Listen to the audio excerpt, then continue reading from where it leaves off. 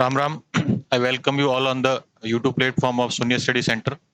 पिछले 3-4 दिन में अपनी रेगुलर जो डेली क्लास लेना था वो हो नहीं पाई। क्यों नहीं हो पाई? कुछ छोटे से डोमेस्टिक वर्क थे जो इम्पोर्टेंट थे, उन्हें कंप्लीट करना था। सेकंड, जो अपने नोट्स थे उनका हिंदी ट्रांसलेशन करना था। हिंदी ट्रांसलेशन में काफ़ी समय लगता है और किसी भी तरीके से इसके अंदर कोताही भी नहीं बरती जा सकती और न ही इसका कोई शॉर्टकट है। अच्छे से मतलब हर लाइन टू लाइन ट्रांसलेट करने में काफ़ी टाइम लग गया और उसको इकोनॉमिक्स का टाइम जो है, नोट्स है उनको जल्दी से करना था, क्योंकि आरबीडी की डिमांड थी कि जो अपने इंग्लिश मीडियम के नोट्स हैं बच्चों को पसंद आ रहे हैं और उनका हिंदी ट्रांसलेशन भी वो पब्लिश करना चाहते हैं। तो पब्लिकेशन में टाइम लगेगा। तब तक इकोनॉमिक्स के 3 यूनिट के नोट्स अपने टेलीग्राम ग्रुप पे मैंने शेयर कर ही दिए और बाकी के नोट्स, अगर यदि 10-12 दिन में बुक नहीं आती है, बुक आती है ठीक है, बुक से पढ़ सकते हैं, अगर यदि बुक नहीं आएगी तो वो नोट्स भी मैं शेयर कर दूंगा।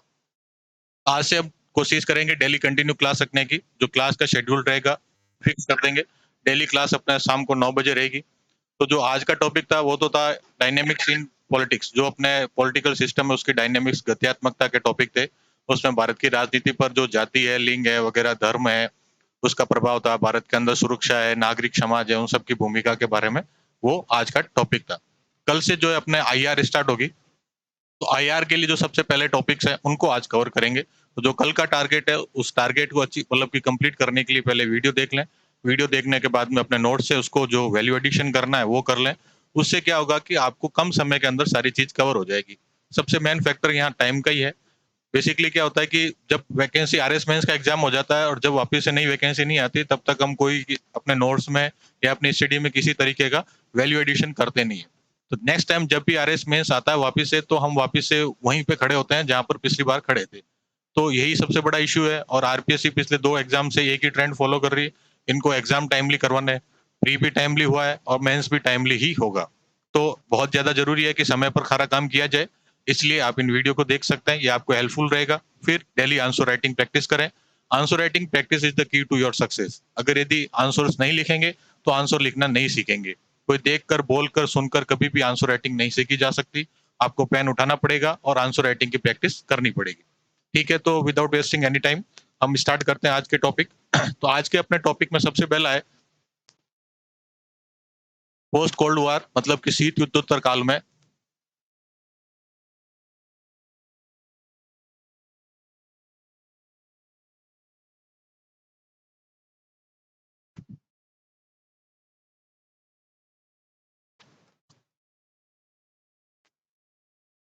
पोस्ट वर्ल्ड वॉर में क्या अपने विश्व में क्या घटनाक्रम हुए। सेकंड, अमेरिका का वर्चस्व, यूएस हेजीमोनी।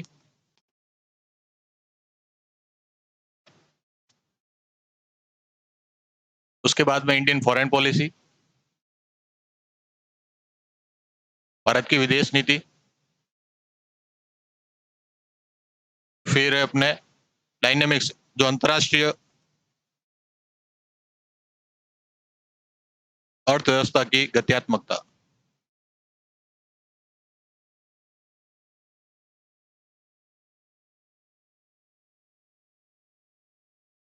और फिर लास्ट में डिस्कस करेंगे टेररिज्म।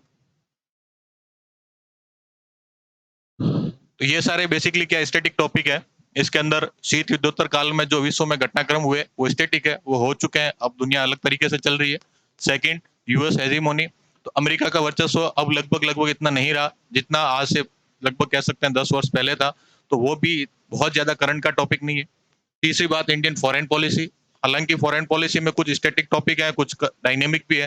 तो डायनेमिक भी इतने ज्यादा डायनेमिक नहीं है, इतने ज्यादा परिवर्तन होने वाले नहीं है कि हमें मतलब मंथली डेली कुछ न कुछ इसके अंदर देखने की जरूरत पड़े। तो जो फॉरेन पॉलिसी के भी बहुत सारे स्टैटिक टॉपिक्स है। फिर अंतर्राष्ट्रीय अर्थव्यवस्था की गत्यात्मकता। बेसिकली ये टॉपिक अपने पिछली बार ही ऐड हुआ है और आज तक जो है किसी भी तरीके के कोचिंग के किसी भी नोट्स में इसको कवर नहीं किया गया। नहीं किया गया है, ये बड़ी अतिशयोक्ति की बात है। लाखों रुपए कोचिंग के ले रहे हैं लेकिन ये टॉपिक को नहीं पढ़ा रहे हैं। अगर इस पे क्वेश्चन बनता है तो क्या आंसर दे सकते हैं वो थोड़ा देखना पड़ेगा। फिर बात करते हैं टेररिज्म की। तो टेररिज्म भी इंडिया के पर्सपेक्टिव देखें तो अब वो बहुत बड़ा मुद्दा नहीं रहा है, लेकिन ग्लोबली अभी भी बहुत बड़ा मुद्दा टेररिज्म है। ठीक है, तो सबसे पहला टॉपिक स्टार्ट करते हैं अपने शीत युद्धोत्तर काल में विश्व। World order in post cold war era.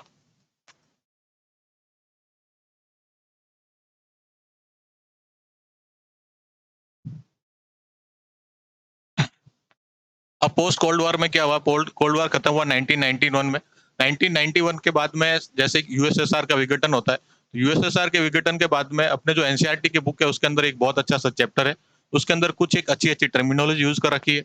हमें उन्हीं टर्मिनोलॉजी के अराउंड पढ़ना है, क्वेश्चन बनता है तो उसी तरीके के उत्तर लिखने। तो सबसे पहले 1991 के युद्ध के बाद के अंदर क्या क्या घटनाक्रम हुए, किस किस तरीके से अपने को देखना मिला। तो सबसे पहले कुछ चीजों का क्या हुआ, समाप्ति हुई, खत्म हुआ। किसकी समाप्ति हुई 1991 के बाद में, तो सबसे पहले कोल्ड वॉर की समाप्ति हुई।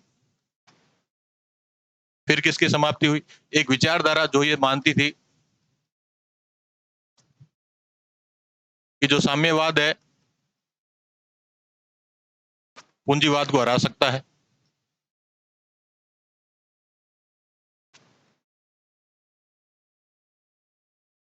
ये विचारधारा समाप्त हुई। और क्या समाप्त हुई, जो अपने हथियारों की होड़ है,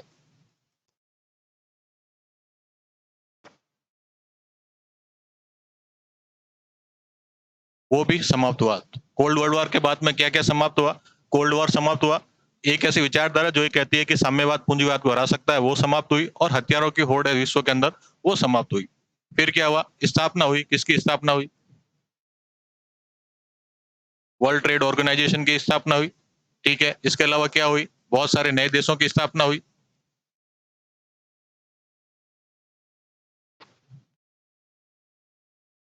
और किसकी स्थापना हुई, अमेरिकी वर्चस्व की स्थापना हुई।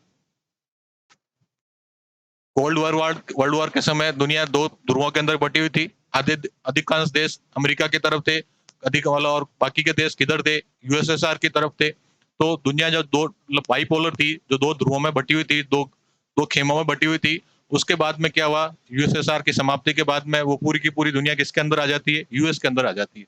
फिर क्या हुआ, न्यू ट्रेंड्स क्या हुए, क्या क्या स्थापना हुई, कौन कौन सी चीजों की स्थापना हुई।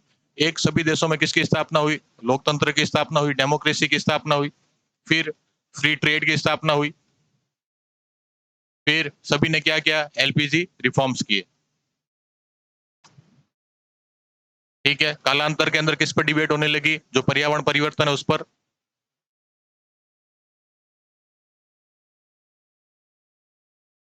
तो वैसे तो बहुत बड़ी सी बात है, उसको समझने के लिए कि भाई सबसे पहले देख लेते हैं कौन कौन सी चीजें समाप्त हुई, उसके बाद में किन किन चीजों की स्थापना हुई, और क्या क्या नए ट्रेंड्स देखने पड़े। तो समाप्त में मतलब बताया क्या हुआ, कोल्ड वॉर खत्म हुआ, एक विचारधारा की समाप्ति हुई, हथियारों की होड़ खत्म हुई, वर्ल्ड ट्रेड ऑर्गेनाइजेशन की स्थापना हुई, नए देशों की स्थापना हुई, यूएसएसआर से बहुत सारे देश जो है वो नए देशों का उदय हुआ, और अमरीकी वर्चस्व की भी क्या हुई, स्थापना हुई।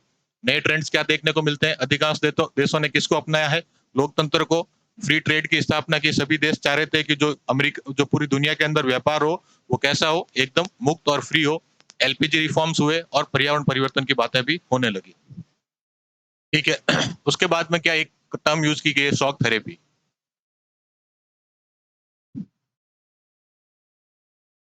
ये भी इंपॉर्टेंट है, एनसीईआरटी बुक में लिखा हुआ शॉक थेरेपी के बारे में, और सीधा सा क्वेश्चन बन सकता है कि शॉक थेरेपी होती क्या है। तो क्या है, जैसे यूएसएसआर का विघटन होता है, यूएसएसआर के विघटन के बाद में लोगों के अंदर, जहां पर एक इंडियन मानसिकता है कि कोई भी नई चीज को अपन जल्दी से स्वीकार नहीं करते, लेकिन दुनिया के बाकी देश या अलग दूसरी कंट्रीज हैं, वो जो भी किसी नई चीज आएगी उसको बहुत जल्दी स्वीकार कर लेंगे। यूएसएसआर का आपके गठन, सॉरी, विघटन होता है, उसकी समाप्ति होती है, तो नए देशों का उदय होता है। यूएसएसआर के साथ में भी जो अपने साम्यवाद है, कम्युनलिज्म है, उसकी भी समाप्ति हो जाती है। तो जो जितने भी साम्यवादी देश थे, कम्युनिस्ट कंट्रीज थे, उन्होंने कम्युनलिज्म का त्याग किया, और उनके अंदर एक होड़ मची किसकी, कि फटाफट से क्या किया जाए, कैपिटलिज्म को अपनाया जाए। तो शॉक थेरेपी में क्या हुआ, कि जो भी अपने नए देश थे, कोल्ड वर्ल्ड वॉर के बाद में नए देशों का उदय हुआ, उन सभी देशों ने World Trade Organization, World Bank और आईएमएफ के इन्फ्लुएंस में जो है, मतलब बहुत तेजी से कैपिटलिज्म को अपनाने की होड़ मची। उस होड़ को क्या कहा गया, शॉक थेरेपी कहा गया। शॉक थेरेपी इसलिए किया गया, उनका ये मानना था कि इतने टाइम पे जो परेशानी हुई, किस वजह से कम्युनलिज्म हुई, उसको जो शॉक लगा है, उससे फटाफट उभरा जाए, और हम तेजी से ग्रोथ करें। तो इसलिए क्या किया गया, क्या कौन कौन सी बातें हुई। एक तो क्या हुआ, बहुत तेजी से कैपिटलिज्म हुआ, किन में हुआ, नई कंट्रीज, जो नए नए देश बने उनके अंदर हुआ, और किसके इन्फ्लुएंस में हुआ, किसके प्रभाव में हुआ, आईएमएफ, वर्ल्ड बैंक और डब्ल्यूटीओ। इनके इन्फ्लुएंस में जो नए देश हुए उनके अंदर कैपिटलिज्म को अपनाने की होड़ मची, उसके अंदर उसको अपन क्या कहा गया, शॉक थेरेपी कहा गया। अब इस शॉक थेरेपी के तहत देशों ने क्या क्या किया, कौन कौन से रुझान हुए, कैसी कैसी प्रवृत्तियां देखी गई। सबसे पहले क्या किया गया, तेजी से कैपिटलिज्म को अपनाया गया।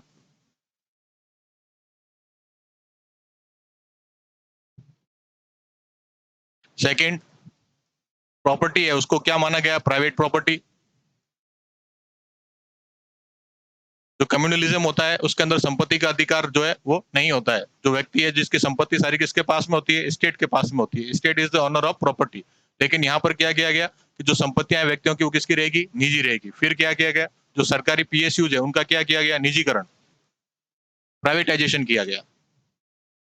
ठीक है, जितनी भी कंपनियां थी, जितने भी जो अपने प्रोडक्शन के यूनिट्स थी, उन सबका क्या किया गया, प्राइवेटाइजेशन। जो बड़े बड़े प्लेयर्स थे, जो बड़े बड़े आपके उद्योगपति थे, उन सबको उनको क्या कर दिया गया, बेच दिया गया। निजीकरण के बाद में फार्मिंग में क्या हुआ, फार्मिंग में पहले क्या करते थे, सामुदायिक कृषि, कलेक्टिव फार्मिंग, उसकी जगह पर क्या कर दिया गया, इसकी भी प्राइवेट फार्मिंग स्टार्ट कर दी गई। ठीक है, और क्या ट्रेंड हुए, जो भी वहां पर इंटेलेक्चुअल थे,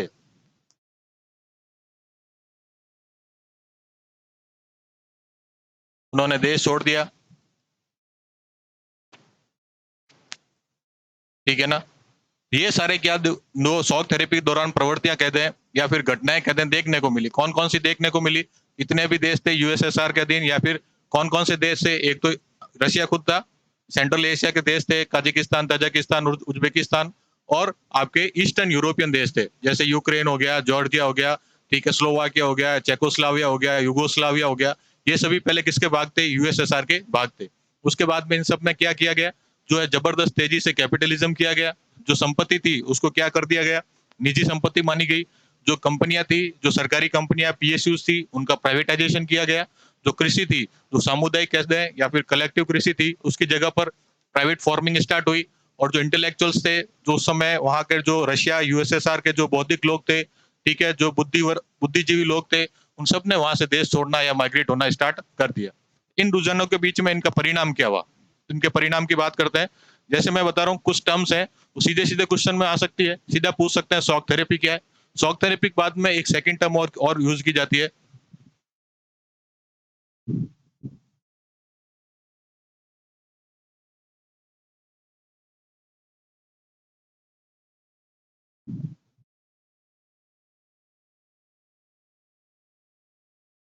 largest garage sale of world, दुनिया की सबसे बड़ी बिक्री। इसके अंदर क्या किया गया कि चूंकि निजीकरण कर रहे हैं, संपत्ति को प्राइवेट किया जा रहा है, तो जितनी भी संपत्तियां थी उनको बेचना स्टार्ट कर दिया गया।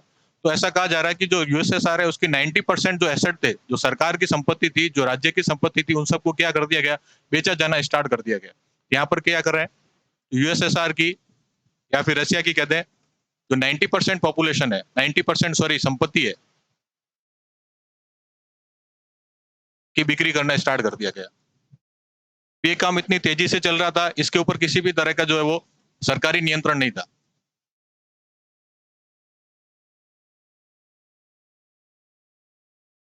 कौन से सिद्धांत पर कर रहे थे, मार्केट के सिद्धांत पर। जैसा जितनी डिमांड रहेगी वो संपत्ति उतनी ही महंगी हो जाएगी, किसी संपत्ति की डिमांड नहीं है तो उसकी संपत्ति कम रहेगी। तो जो अपन कहते हैं largest garage sale of world क्या है, जो अपने शीत युद्ध के बाद में यूएसएसआर के अंदर जो सार्वजनिक संपत्तियां थी उसमें से अधिकांश 90% संपत्तियों की बिक्री चालू हो गई, जिसके अंदर सरकार का हस्तक्षेप बहुत मिनिमम था।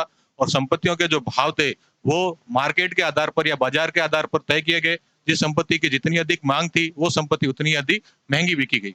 अब इससे क्या हुआ, जो अब सीधी सी बात है, अधिकांश सारा का सारा संपत्ति पहले किसके पास, सरकार के पास या राज्य के पास थी। अब वो बिकना चालू हो गई, उस संपत्ति के अंदर जो काम करने वाले लोग थे उन सबका एम्प्लॉयमेंट छीन गया। तो इससे क्या हुआ, अनएम्प्लॉयमेंट हुआ।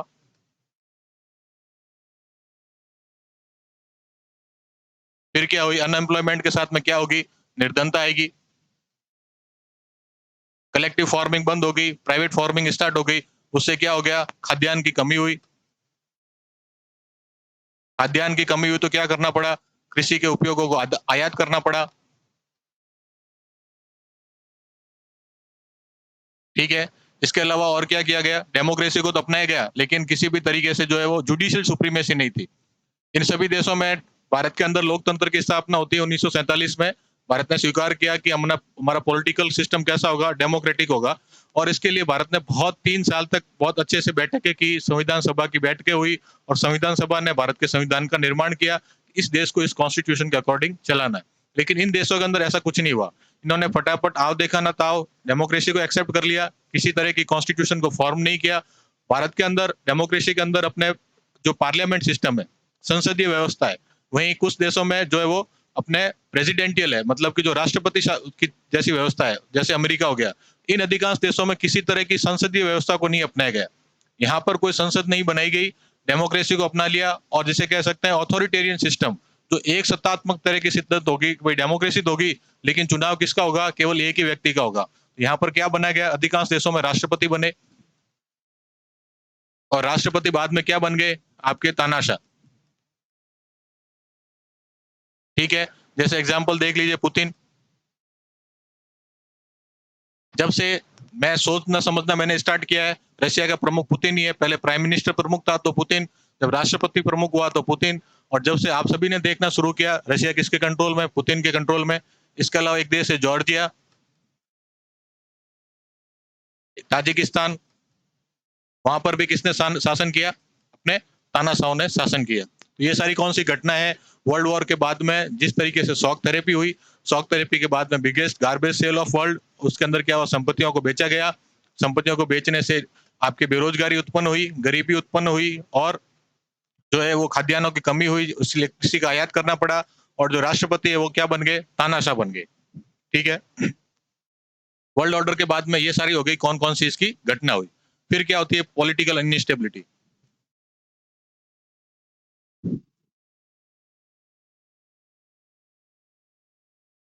क्या इन सभी देशों में कुछ संघर्ष हुआ?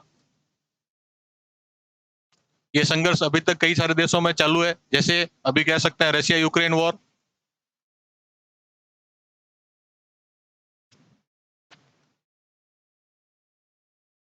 जो जॉर्जिया है और ताजिकिस्तान,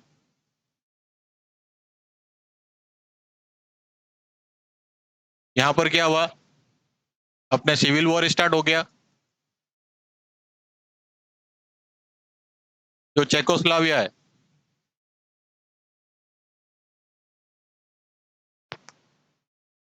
वो एक तो चेक रिपब्लिक में बट गया और दूसरा स्लाविया बन गया स्लोवाकिया।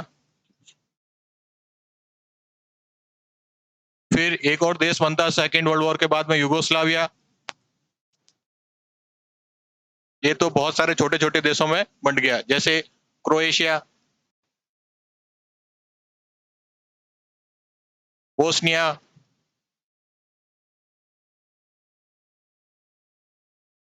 सर्बिया आदि। फिर क्या हुआ? जो अपने बोस्निया है उसके ऊपर किसने अटैक कर दिया? सर्बिया ने। जो भी वहां पर सर्बिया के अंदर बोस्निया एथनिसिटी, वहां के जो उस ट्राइब के जो लोग थे, उन सब पर किसने अटैक कर दिया? अपने सर्बिया ने अटैक किया और लगभग 5 से 7 साल तक यहाँ पर सिविल वॉर चलता गया। तो लगभग 1991 से लेकर के 2001 तक इस रीजन में पॉलिटिकल, इकोनॉमिक, हर तरह की इनस्टेबिलिटी रही। आर्थिक रूप से देखें तो गरीबी बढ़ी, बेरोजगारी बढ़ी, खाद्यान्नों की कमी होती है। पॉलिटिकली देख लें तो तानाशाहों का उदय होता है, बहुत सारे नए नए देश बनते हैं। जो देश बनते हैं उनके अंदर भी सिविल वॉर हो जाते हैं, किसी भी तरह की पॉलिटिकल स्टेबिलिटी वहां पर नहीं रहती है। तो जो पहला टॉपिक था कि अपने world order after the post cold world war, sorry, post cold war era, उसके अंदर अपने ये 3-4 घटनाक्रम है। सबसे पहले क्या क्या हुआ? कुछ संस्थानों की स्थापना हुई, कुछ की समाप्ति हुई, कुछ नई नए जो विचारधारा है उनके उनका विकास हुआ। फिर बात करते हैं शॉक थेरेपी, जो तेजी से कैपिटलिज्म को अपनाया गया इन देशों में। अपने आईएमएफ, वर्ल्ड बैंक और डब्ल्यूटीओ के इन्फ्लुएंस में उसको क्या कहा गया? शॉक थेरेपी कहा गया। शॉक थेरेपी के अंदर जो है कौन कौन सी प्रवृत्तियां थी, कौन कौन से रुझान थे, उनको देखा। फिर उसके परिणाम देखे और फिर किस तरीके से इस एरिया के अंदर क्या तरह की पॉलिटिकल इंस्टेबिलिटी बनती है। फिर जो मैंने अभी कहा यूएसएसआर के अंदर कौन कौन से 3 अपने रीजन थे? एक तो रशिया था, दूसरा सेंट्रल एशिया, मध्य एशिया और तीसरा था अपने पूर्वी यूरोप। तो शीत वर्ल्ड वॉर के बाद में सेंट्रल एशिया क्या बन गया आपके, जोन ऑफ कंपटीशन कहते हैं या प्रतिस्पर्धा का क्षेत्र।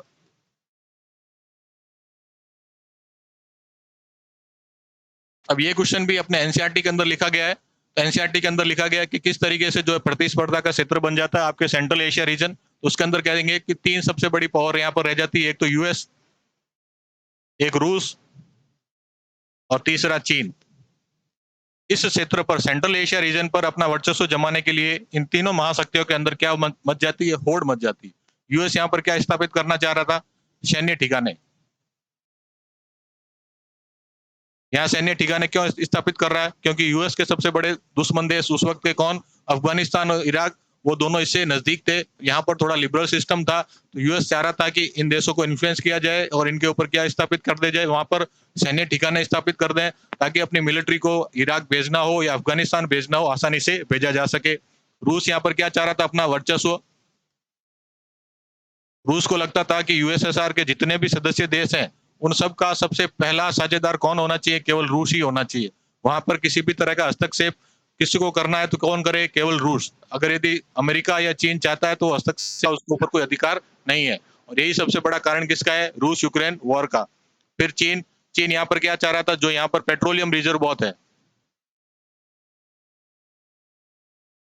चीन के अंदर इसी दौर के अंदर तेजी से औद्योगिकरण होता है, आर्थिक विकास बहुत तेजी से होता है। और तेजी से आर्थिक विकास के लिए सबसे मेन आवश्यकता किसकी है, एनर्जी की या ऊर्जा की। तो ये सारे देश पेट्रोलियम और गैस रिजर्व के भंडार है। इसलिए चाइना भी चाह रहा था कि क्योंकि उनके पड़ोस में है, यहाँ पर वर्चस्व अपनाया जाए, वर्चस्व स्थापित किया जाए, ताकि यहाँ के जो पेट्रोलियम रिजर्व है, गैस रिजर्व है, उनके ऊपर क्या कर सकते हैं, अपना कब्जा या फिर अपना डोमिनेंस स्थापित कर सकते हैं।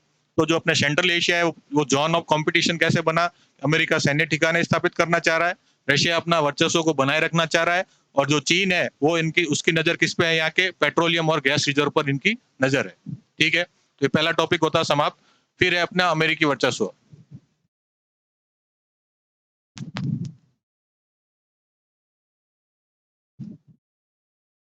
सबसे पहले बात करते हैं हेजीमोनी कहते हैं किसे हैं, वर्चस्व कहते हैं किसे हैं। ये भी सीधा सीधा क्वेश्चन आ सकता है। ठीक है, इसमें डेफिनेशन में लिखेंगे कोई पॉलिटिकल वर्ल्ड ऑर्डर,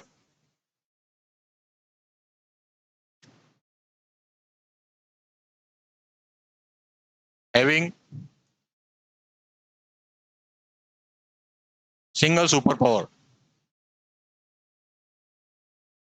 ऐसी वैश्विक राजनीतिक व्यवस्था जिसके अंदर जो केवल एक ही सुपर पावर हो, तो उसे अपन क्या कहेंगे, किसी वैश्विक सिस्टम में वर्चस्व। ठीक है, अमेरिकी वर्चस्व जो है वो किस आधार पर स्थापित हुआ है, उसके कौन कौन से आधार हैं, तो सबसे पहले उनको देखते हैं। एक आधार है अपना मिलिट्री, जिसे कहते हैं हार्ड पावर। दूसरा है सॉफ्टवेयर, सॉफ्ट पावर। और तीसरा है स्ट्रक्चरल। ठीक है, स्ट्रक्चर मतलब कि जो अवसंरचना है, जो इंफ्रास्ट्रक्चर है, उसके आधार पर यूएस ने अपना हेजीमोनी किस हिसाब से स्थापित किया। स्थापित क्यों हुआ, क्योंकि 1991 में कोल्ड वार समाप्त हो जाता है। कोल्ड वार समाप्त होने के बाद में जो यूएसएसआर है वो कमजोर हो गया और वो टूट जाता है, तो अमेरिका केवल एकमात्र महाशक्ति बचती है। ठीक है, सबसे पहले बात करते हैं अमेरिका जो है हार्ड पावर के रूप में।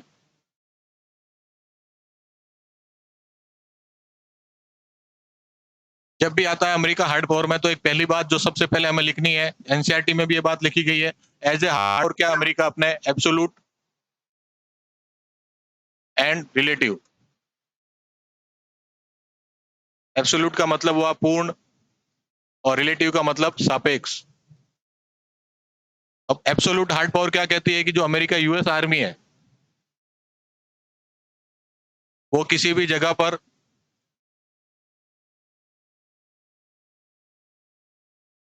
और कहीं पर भी पहुंच सकती है।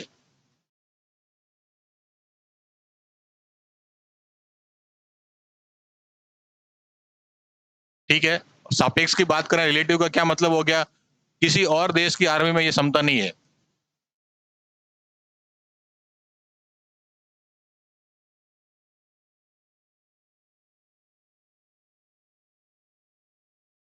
ठीक है, तो US power as a hard power क्या है कि यूएस की मिलिट्री पावर कैसी है, आपके पूर्ण भी है और सापेक्ष भी है, एब्सोल्यूट भी है और रिलेटिव भी है। एज ए एब्सोल्यूट ये क्या है कि जो ये यूएस की मिलिट्री के अंदर ऐसी क्षमता है कि वो किसी भी जगह पर कहीं पर भी समय पर पहुंच सकती है। इस इनके पास में ट्रांसमिशन के ऐसे इक्विपमेंट है, इनको फटाफट किसी भी जगह पर अगर यदि मूवमेंट करना है, एस्केलेशन करना है, तो तुरंत कर लेंगे। ठीक है, फिर रिलेटिव या फिर सापेक्ष टर्म की बात करें, ऐसी क्षमता दुनिया के किसी और देश की मिलिट्री के अंदर नहीं है। ठीक है, फिर क्या है, और कौन कौन से सबूत मिलते हैं? जो रक्षा व्यय है, जो डिफेंस एक्सपेंडिचर है यूएस का, ठीक है, यूएस उसके अंदर जैसे रक्षा व्यय डिफेंस एक्सपेंडिचर की बात करें कि डिफेंस में यूएस कितना खर्च कर रहा है, तो उसमें यूएस की कौन सी रैंक है? फर्स्ट रैंक है। तो यूएस का जो एक्सपेंडिचर है वो दूसरी से लेकर के 12th रैंक है। मतलब जो दूसरे रैंक पे आता है रशिया, तीसरे पर चाइना, चौथे पर इंडिया, ऐसे करके 12वें नंबर तक जो देश आ रहे हैं उन सब की अगर यदि डिफेंस एक्सपेंडिचर को जोड़ दें तो उससे भी अधिक यूएस क्या कर रहा है? डिफेंस पर खर्च कर रहा है। तो जो यूएस का एक्सपेंडिचर है वो क्या है? नेक्स्ट 12 देशों के खर्च से भी क्या है? अधिक है।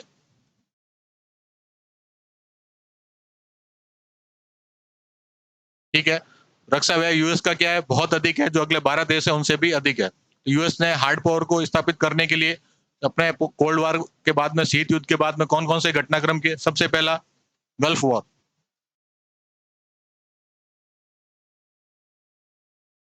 गल्फ वॉर होता है 1991 में। उसमें क्या होता है? जो इराक है इस पर हमला कर देता है, कुवैत पर हमला करता है। जब इराक कुवैत पर अटैक करता है तो यूएस प्लस जो नाटो फोर्सेज है, अमेरिका का एक डिफेंस जो ऑर्गेनाइजेशन है या फिर एक डिफेंस अलाइनमेंट है, वो क्या है? NATO, North Atlantic Treaty Organization. जो भी अपने यूएस हो गया और पश्चिमी यूरोपीय देश हो गया, इन सब का अपने एक संगठन है नाटो। जब भी किसी देश पर हमला होगा तो पूरी की पूरी नाटो आर्मी जो है वो रेस्पॉन्ड करेगी। इसके अंदर अपने यहाँ पर एशिया में टर्की तक शामिल है और उधर अभी नए नए देश शामिल हुए हैं, फिनलैंड, स्वीडन वगैरह, जो अपने स्कैवेंडियन कंट्रीज है वो भी शामिल हुए हैं। यूक्रेन पर रशिया ने हमला क्यों किया? क्योंकि यूक्रेन भी नाटो कंट्रीज के अंदर शामिल होना चाह रहा था।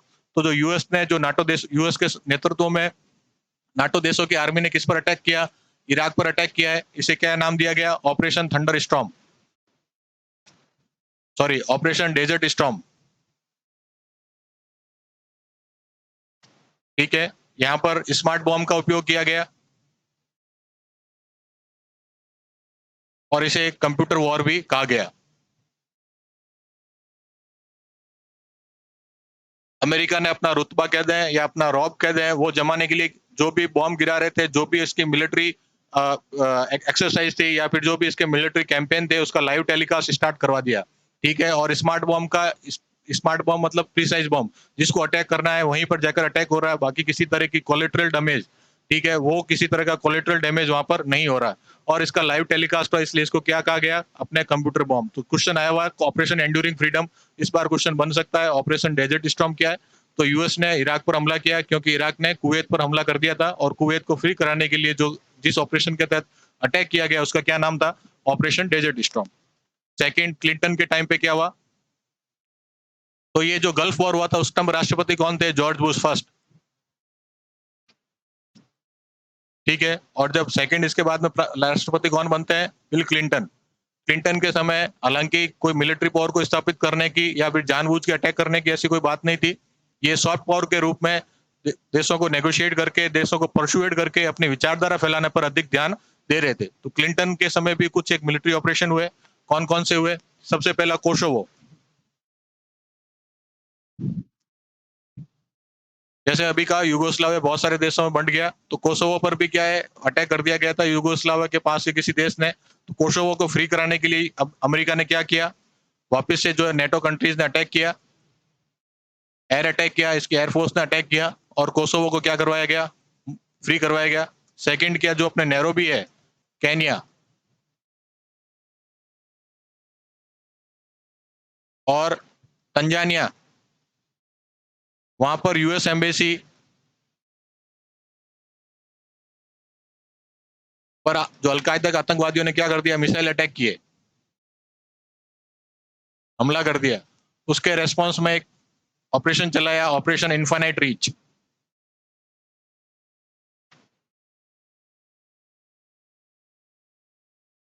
और ऑपरेशन इन्फाइनाइट रीच के तहत अमेरिका ने क्या किया? तो जो अपने सूडान और अफगानिस्तान है, वहां पर अलकायदा के जो ठिकाने हैं उनके ऊपर क्या कर दिए? मिसाइल अटैक किए। ठीक है ना। तो अब तक दो ऑपरेशन पड़े। पहला कौन सा था? Operation Desert Storm. Desert Storm के तहत अमेरिका ने किस पर अटैक किया? इराक पर अटैक किया। क्यों? क्योंकि इराक ने कुवैत पर हमला कर दिया था। दूसरा है कौन सा? Operation infinite reach. Operation infinite reach में क्या कर रहा है अमेरिका? अमेरिका जो अपने सूडान और अफगानिस्तान के अंदर जो जो अलकायदा के ठिकाने हैं उनके ऊपर मिसाइल अटैक किया। मिसाइल अटैक क्यों किया? क्योंकि अलकायदा ने जो अपने केनिया के जो राजधानी नैरोबी और तंजानिया के अंदर जो अमेरिका का जो विदेश अपने एम्बेसी थी, जो दूतावास था, वहां पर हमले किए और इन हमलों के बदले के अंदर अमेरिका ने जो अटैक किए वापस, उसको किस नाम से जाना गया? Operation infinite reach. और उस टाइम पे कौन था राष्ट्रपति? क्लिंटन। फिर थर्ड एरा आती है वापस George Bush second. George Bush second के टाइम पे दो ऑपरेशन होते हैं। दूसरा पहला तो है ऑपरेशन एंड्यूरिंग फ्रीडम,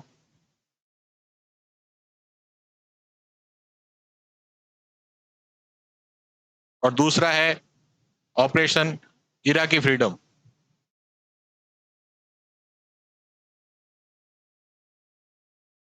जो एंड्यूरिंग फ्रीडम है इसको ग्लोबल वॉर ऑन टेररिज्म भी कहा जाता है। क्या कहते हैं?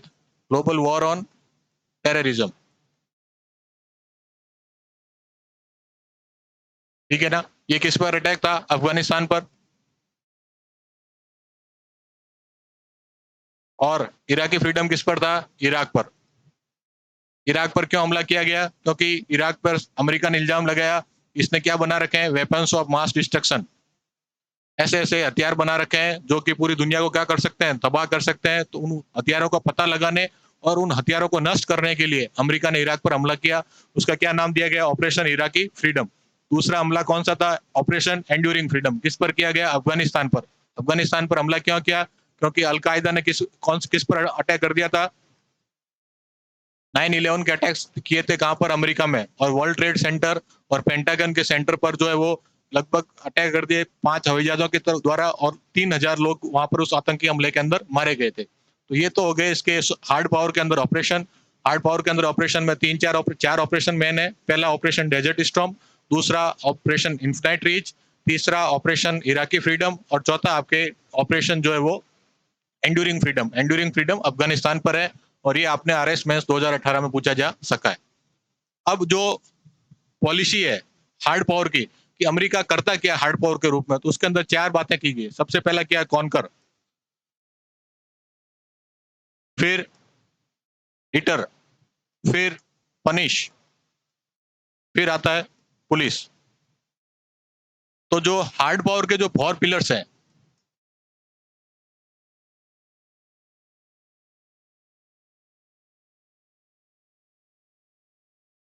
कॉन्कर का मतलब अधिकार करना या फिर हमला करना। हिटर मतलब उसका पूरा का पूरा नाश करना, डिटोरिएट करना। पनिश यानी सजा देना। पॉलिश यानी अपने कह सकते हैं अपने हिसाब से बदलना। तो हम देखते हैं सबसे पहले जैसे अफगानिस्तान की बात करें तो अफगानिस्तान पर अमेरिका ने क्या किया? कॉन्कर किया, उसको हमला किया, फिर उसको डिटर किया। डिटर यानी वहां पर जितनी भी तरह का सिस्टम था उसको नाश किया, समाप्त किया। फिर उनको पनिश किया। तो जो भी अपराधी थे, जो भी बड़े आतंकवादी थे, जैसे सद्दाम हुसैन को क्या कर दिया? फांसी की सजा दी। ओसामा बिन लादेन के ऊपर क्या किया? मारकर समुद्र में फेंक दिया, तो उनको पनिश किया। और फिर पुलिस। पुलिस का मतलब अपने जैसा सिस्टम उस देश के अंदर स्थापित करना जिसके अंदर किसका वर्चस्व हो? अमेरिका का। ऐसा सिस्टम मतलब वहां पर लोग हैं उनको एजुकेशन कैसी हो? वेस्टर्न एजुकेशन दी जाए, डेमोक्रेटिक सिस्टम हो, पार्लियामेंट की स्थापना हो, और पूरा का पूरा जो सिस्टम हो अमेरिका द्वारा जो है वो अपने रिमोटली हैंडल किया जाए। यहाँ पर जो इसके 4 पिलर्स हैं उसके अंदर 3 पिलर तो अमेरिका ने बड़े आसानी से कर लिए। जहां पर भी चाहा हमला कर लिया, वहां पर जो भी उसके टारगेट्स थे उनको डिटर कर दिया, उनका नाश कर दिया। जो अपराधी थे उनको पकड़ के पनिश किया। लेकिन जहां पुलिसिंग की बात आती है कि जहां पर जो लोग रह रहे हैं उनको पुलिस करना है, वो अमेरिका नहीं कर पा रहा है। क्यों नहीं कर पा रहा है? क्योंकि जैसे ही अपने 2 एग्जाम्पल देखे, अफगानिस्तान से अमेरिका बाहर निकलता है तो अफगानिस्तान के अंदर जो भी अमेरिका के द्वारा बनाया गया 20 साल का सिस्टम था वो भी खत्म हो गया। सारी डेमोक्रेसी खत्म हो गई। जो भी इसने मिलिट्री के जो रिफॉर्म किए वो समाप्त हो गए, एजुकेशन रिफॉर्म सारे समाप्त कर दिए। ठीक वैसे ही इराक की बात करें तो जैसे ही अमेरिका इराक से निकलता है तो वहां पर भी जो अमेरिका के समर्थन की सरकार थी वो गिरा दी जाती है, और वापस से जो है अपने हिसाब से सरकारें बनाने के प्रयास वहां पर चल रहे हैं। तो अमेरिका इन 4 स्तंभ, conquer, deter, police, sorry punish and police, उसमें से कहां पर फेल हो रहा है? पुलिसिंग में फेल हो रहा है कि वो किसी तरीके की पुलिसिंग या सुधार वो नहीं कर पा रहा है। तो ये तो हो गई अमेरिका के एज ए हार्ड पावर। फिर बात करते हैं संरचनात्मक या स्ट्रक्चरल पावर।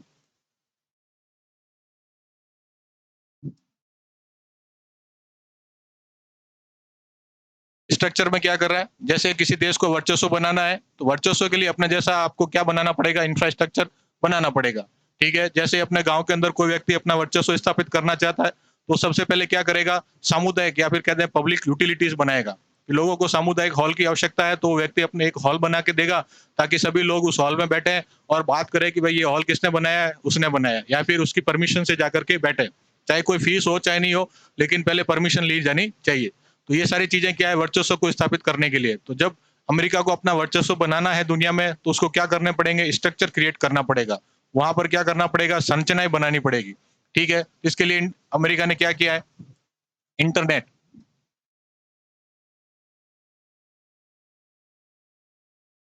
इंटरनेट कहते हैं तो इंटरनेट के जितना भी अपने सेकंड है, अपने एक टर्म यूज की जा रही है, अभी देख के थोड़ा भूल रहा हूं मैं, सी लेन ऑफ कनेक्टिविटी।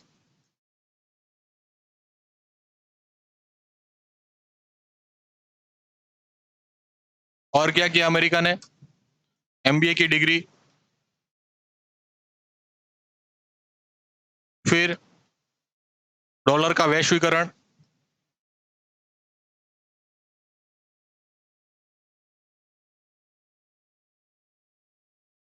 ये सारे तरीके हैं। एक और इसमें आता है, वो चलो कोल्ड वॉर से पहले की बात, ये सारी चीजें, ये सारे इनिशिएटिव अमेरिका के स्ट्रक्चरल हेजिमोनी की बात करता है कि संरचनात्मक रूप से अमेरिका ने अपना वर्चस्व स्थापित करने के लिए कौन कौन से प्रयास किए।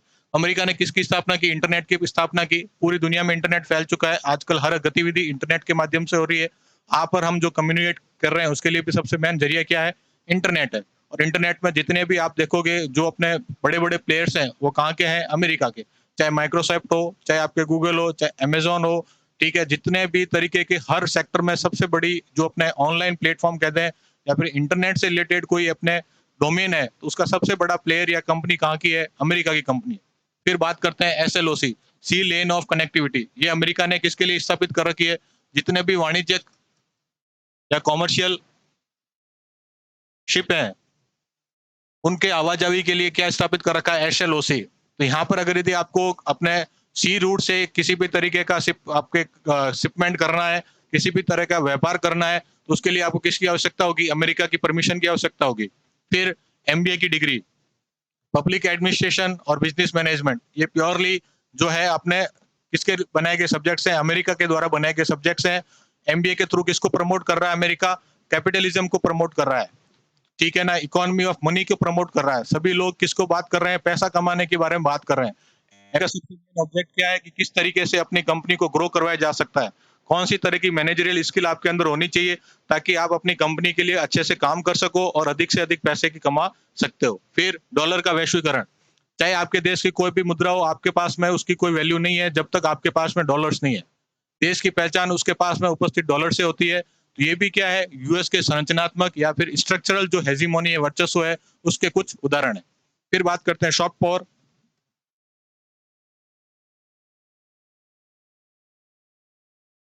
सॉफ्ट पावर को कैसे डिफाइन करेंगे, स्ट्रेटजी ऑफ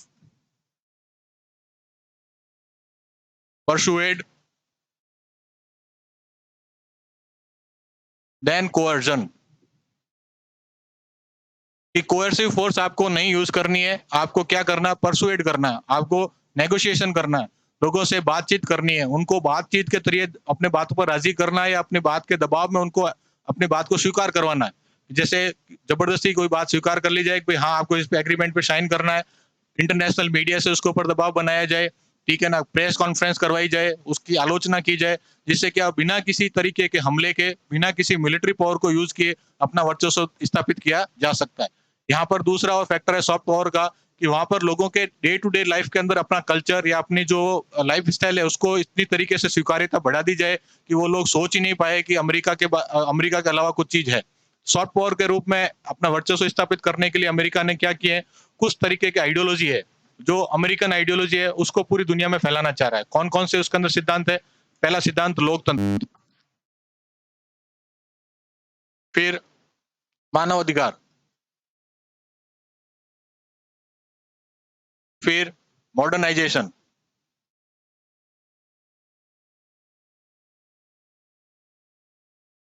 फिर कंजप्शन कल्चर,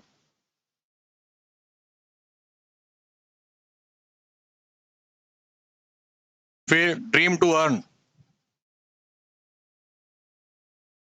ये सारे अमेरिका के आइडियोलॉजीज हैं, आइडियोलॉजिकल कॉन्सेप्ट है। अमेरिका चाहता है कि पूरी दुनिया के अंदर किसकी स्वीकार्यता हो, लोकतंत्र की। क्योंकि जो अमेरिका के एंटी देश हैं, जैसे यूएसएसआर हो गया, या फिर जो अपने जहाँ जहाँ पर भी राजतंत्र है, वहां पर डेमोक्रेसी नहीं होती। जहाँ डेमोक्रेसी नहीं है, इसका मतलब कि वहाँ लोकतांत्रिक मूल्य या फिर किसी भी तरह के फ्रीडम ऑफ प्रेस नहीं होगा।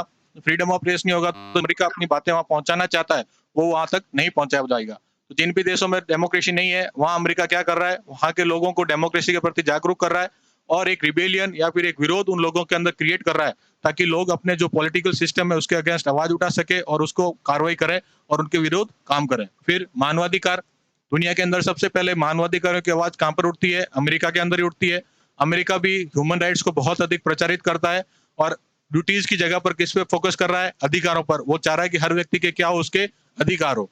फिर मॉडर्नाइजेशन, हर चीज का अपने हिसाब से आधुनिकीकरण किया जाए, चाहे एजुकेशन हो, चाहे हेल्थ सेक्टर हो, चाहे बिजनेस सेक्टर हो, चाहे आपके सोशल लाइफ हो, उन सब का मॉडर्नाइजेशन कैसे हो। आज हम देखते हैं कि पूरी भारत के अंदर अपना आर्किटेक्चर समाप्त हो चुका है। हमारे घर किस हिसाब से बन रहे हैं, वेस्टर्न आर्किटेक्चर के अनुसार बन रहे हैं। हमारे वो जो छोटे छोटे बेडरूम या फिर जो अपने कह सकते हैं जो अपने खाट का कल्चर समाप्त हो गया, अब सबके क्या बन रहे हैं, अपने मास्टर मास्टर बेडरूम बन रहे हैं।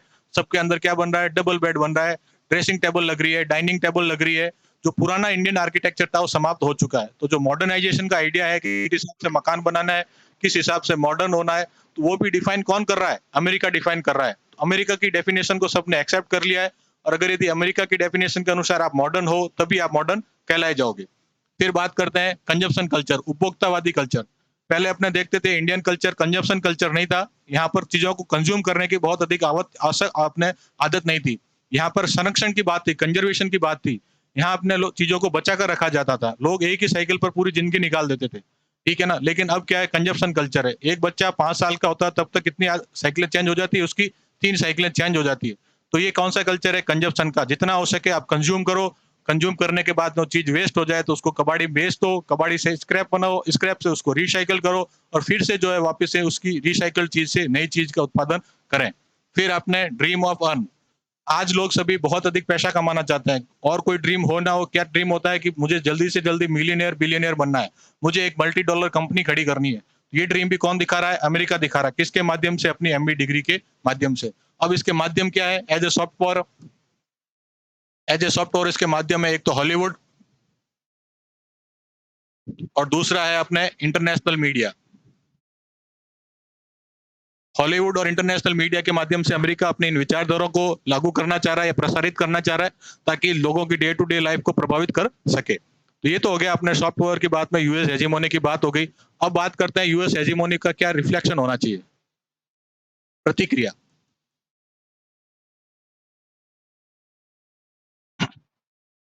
जब प्रतिक्रिया की बात करें तो प्रतिक्रिया कैसे दी जाए, तो इसके 3-4 तरीके हैं। तो सबसे पहला है, जो बात की जाती है मिलिट्री अलायंस, सैन्य गठबंधन। सेकंड है अपने बैंड वेगन रणनीति।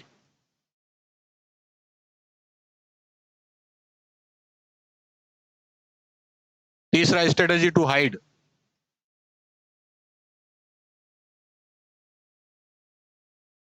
और चौथा है सोसाइटी कल्चर। तो यूएस के वर्चस्व को अगर यदि प्रतिक्रिया करनी है तो उसके कौन कौन से 4 तरीके बताए गए हैं। पहला तरीका क्या है, सैन्य गठबंधन। ऐसा कहा गया कि कौन इसको अपने चुनौती दे सकता है, तो ये कहा गया कि क्योंकि मिलिट्री की इतनी बड़ी पावर है अमेरिका के पास में, अगर यदि कुछ एक जैसे फर्स्ट नंबर का कंट्री तो अमेरिका, अगर यदि दूसरा तीसरा चौथा पांचवा देश मिलकर के सैन्य गठबंधन बनाते हैं तो अमेरिका की हिम्मत नहीं होगी उसके अंदर इंटरफेरेंस करने की। तो इसके डेवलपमेंट जैसे ब्रिक्स कंट्रीज है, इसके अंदर सेकंड पावर है अपना रशिया, थर्ड चाइना, फोर्थ अपना मिलिट्री पावर इंडिया। इन सभी देशों का सैन्य गठबंधन है, वो किसको चुनौती दे सकता है, अमेरिका को। तो पहला प्रतिक्रिया का क्या रास्ता हो सकता है, अपने सैन्य गठबंधन। दूसरा है बैंड वेगन रणनीति, ये थोड़ा इंपॉर्टेंट है। कि ये भी सारे एनसीईआरटी बुक में एज इट इज लिखे हुए हैं। बैंडवेगन रणनीति क्या है? उसके अंदर बैंडवेगन रणनीति में ये बात कही गई कि आप अमेरिका को कोई चुनौती नहीं देनी है, आप अमेरिका के साथ ही रहें, अमेरिका के वर्चस्व का फायदा उठाएं और अपना भला करें।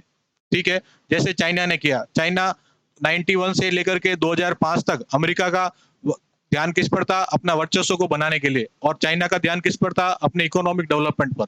चाइना ने किसी भी तरीके के यूएस इन्वेजन में भाग नहीं लिया, चाहे उसने इराक पर हमला किया, चाहे अफगानिस्तान पर हमला किया, कोई डायरेक्ट इन्वॉल्वमेंट नहीं, अपना किसी तरह का मिलिट्री खर्चा नहीं किया। उसके उसके साथ साथ में चाइना क्या करता गया? अपने देश के अंदर इकोनॉमिक रिफॉर्म्स किए, जो अपने लेबर कॉस्ट है, इनपुट कॉस्ट है, प्रोडक्शन कॉस्ट है, उसको बहुत कम किया। और उसके बाद में चाइना की जो लगभग 10 से 12 साल तक जो जीडीपी ग्रोथ रेट है वो डबल डिजिट में रही है। ये भी एक दुनिया में बड़ा कीर्तिमान है। और आज वर्तमान स्थिति में चाइना जो है यूएस को टक्कर देने लायक बन चुका है। ठीक है ना? तो बैंडवेगन सिद्धांत क्या कहता है कि अपने जो हेजिमोनी है, जो वर्चस्व वाला देश है, उससे किसी भी तरह की सीधी टक्कर नहीं लेनी है, उसके साथ ही रहना है और उससे फायदा उठाना है, उसके बाद में उसके बराबर बनना है। ठीक वैसा ही अब कौन फॉलो कर रहा है? इंडिया भी बैंडवेगन स्ट्रेटजी फॉलो कर रहा है। यूएस को किसी भी तरीके से डायरेक्टली इंडिया बेनिफिट नहीं करता। यूएस की जो फॉरेन पॉलिसी है उसको इंडिया कभी एडवोकेट नहीं करता, चाहे वो रशिया यूक्रेन वॉर रह गया। अमेरिका ने बहुत दबाव बनाया लेकिन इंडिया ने फॉलो नहीं किया, मतलब कि उसको एडवोकेट नहीं किया या फिर उसकी हाँ में हाँ नहीं मिलाई। लेकिन जहां अपने बेनिफिट की बात होती है तो वहां इंडिया अमेरिका से किसी भी तरीके का बेनिफिट लेने में पीछे नहीं हटता है। थर्ड है स्ट्रेटजी टू हाइड। ये कोई इम्प्रैक्टिकल स्ट्रेटजी है, किसी भी तरह की व्यवहारिक स्ट्रेटजी नहीं है। ये कह रहे हैं कि आप वर्चस्व वाला जो देश है, हेजिमोनी है, हार्ड पावर है, उससे दूर रहो, जितना दूर हो सकते हो उतना दूर रहो। लेकिन वर्तमान दौर में आप कभी भी किसी भी देश से दूर नहीं रह सकते। इंटरनेट का जमाना है, कनेक्टिविटी का जमाना है, ग्लोबलाइजेशन है, सभी देश एक दूसरे से कनेक्टेड है। फिर है सोशल कल्चर, सोसाइटी कल्चर। ये कह रहा है अगर यदि हेजिमोनी को आपको क्या करना है, चुनौती देनी है, तो बहुत पावरफुल क्या बनाओ, एनजीओ बनाओ, सिविल सोसाइटीज बनाओ, ताकि ये क्या करें, जो अमेरिका की विदेश नीति है उसके अंदर जो भी बुराइयां हैं उनको उजागर करे और बड़े बड़े प्लेटफॉर्म पर उजागर करे, ताकि अमेरिका पर क्या बनाया जा सके, दबाव बनाया जा सके। तो ये सारी जो प्रतिक्रिया के तरीके हैं, सैन्य गठबंधन, बैंडवेगन रणनीति, स्ट्रेटजी टू हाइड यानी छुप के रहना, और जो सोसाइटी कल्चर है, सामाजिक संस्कृति है, उसके माध्यम से भी अपन अमेरिका के वर्चस्व को चुनौती दे सकते हैं। तो ये अपने दो टॉपिक समाप्त हुए। पहला था क्या, world order after cold war, और सेकंड यूएस हेजेमोनी। अब बात करते हैं अंतर्राष्ट्रीय अर्थव्यवस्था की गत्यात्मकता।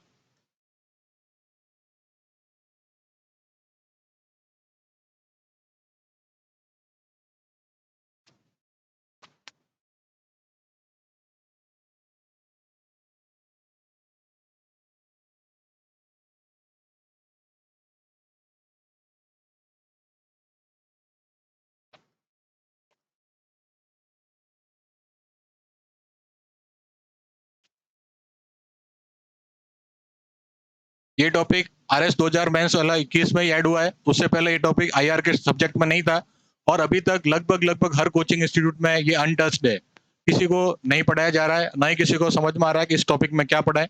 कोशिश की है मैंने, ठीक है ना, कई किताबें में देखा है, इसके बारे में कुछ लिखा हुआ है, इंटरनेट पे सर्च किया, उसके बाद में 2-3 पेज के नोट्स बनाए मैंने और नोट्स बनाकर टेलीग्राम ग्रुप में शेयर किए जा चुके हैं। यहाँ पर थोड़ा सा देख सकते हैं गत्यात्मकता, डायनेमिक्स का मतलब कि वर्ल्ड वॉर आजादी के बाद में या 1948 के बाद में, सेकेंड वर्ल्ड वॉर के बाद में दुनिया की इकोनॉमिक्स में किस तरीके के बड़े बड़े चेंज हुए। इस गत्यात्मकता के फेजेस को अपन 4 चरणों में बांट सकते हैं। पहला फेज वन, फेज वन अपने 1948 से 1991 तक। सेकेंड फेज टू 1991 से 2008। फिर फेज थ्री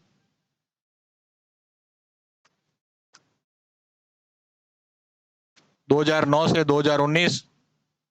और फिर आता है फेज फोर, चौथा चरण, कोरोना के बाद।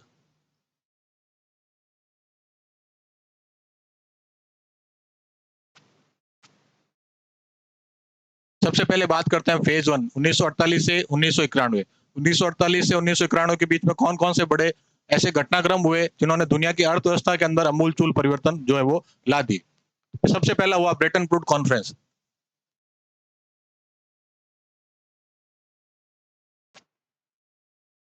हम सबको पता है ब्रेटन वुड सम्मेलन हुआ, उसके अंदर कौन कौन से जो संगठन स्थापित हुए, वर्ल्ड बैंक स्थापित हुआ और आईएमएफ स्थापित हुआ। जो भी पूरी दुनिया के अंदर रिफॉर्म्स करने थे, इंफ्रास्ट्रक्चर रिफॉर्म करने हैं, क्योंकि सेकेंड वर्ल्ड वॉर में बहुत सारे की तबाही हुई। उस तबाही के बाद में इंफ्रास्ट्रक्चर को क्रिएट करने के लिए पैसा चाहिए था। उस पैसे को अवेलेबल कराने के लिए, इन्वेस्टमेंट के लिए किसकी स्थापना की गई? वर्ल्ड बैंक की। और लोन देने के लिए किसकी स्थापना की गई? देशों को लोन देना है अपने मॉनेटरी रिफॉर्म के लिए, किसकी स्थापना कर रहे हैं? आईएमएफ की। तो सबसे पहली घटना क्या हुई? ब्रेटन वुड्स सम्मेलन। दूसरा हुआ मार्शल प्लान।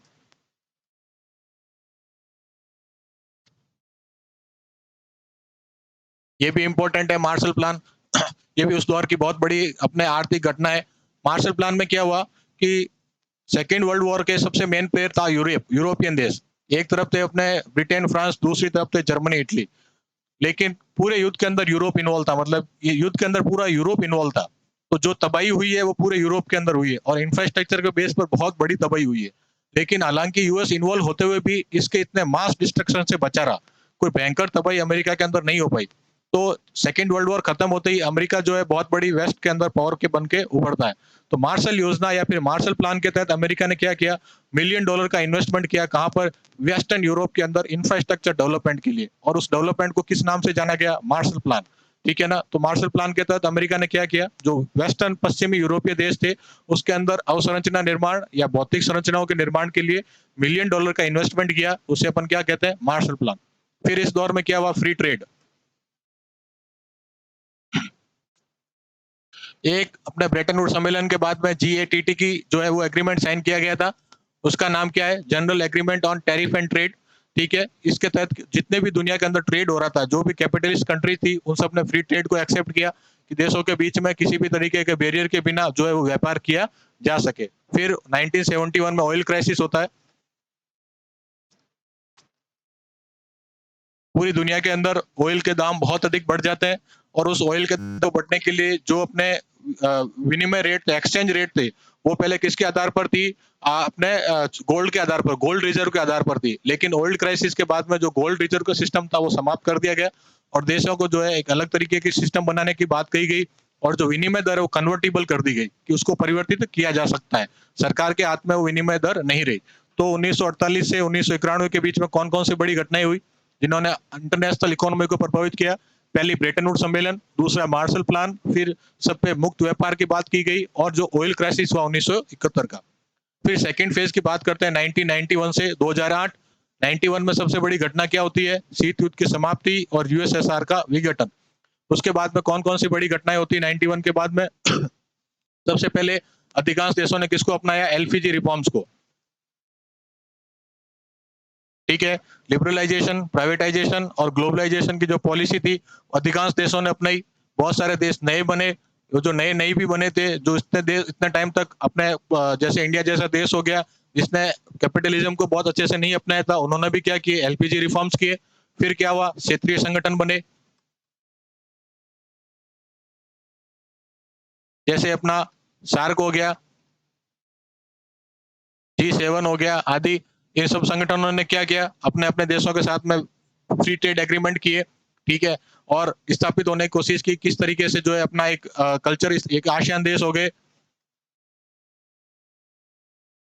ठीक है ना? तो जो एलपीजी रिफॉर्म्स है किसी एक देश पर लागू नहीं होकर के इन देशों के संगठन पर लागू हो, कलेक्टिवली इन सारे एलपीजी रिफॉर्म्स का फायदा उठाया जाए, फ्री ट्रेड एग्रीमेंट हो, ताकि अपने अपने एक जैसे देश हैं जिनकी भौगोलिक परिस्थितियां या पॉलिटिकल परिस्थितियां एक जैसी है, उन्होंने अपने क्या बनाए?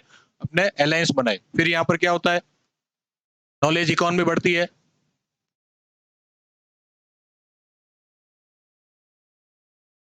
इतने टाइम 91 से पहले कंप्यूटर का विकास बहुत अधिक नहीं था, इंटरनेट का विकास बहुत अधिक नहीं था।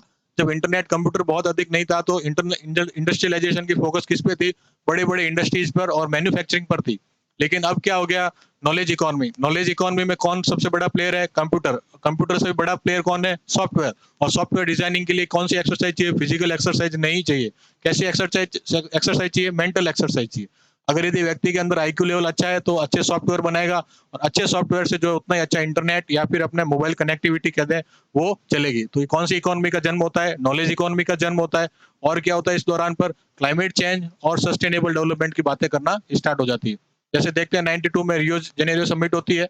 इसके बाद में ओजोन लेयर पर भी बहुत सारे कानून बनते हैं, मतलब कि कन्वेंशन होते हैं, सम्मेलन होते हैं।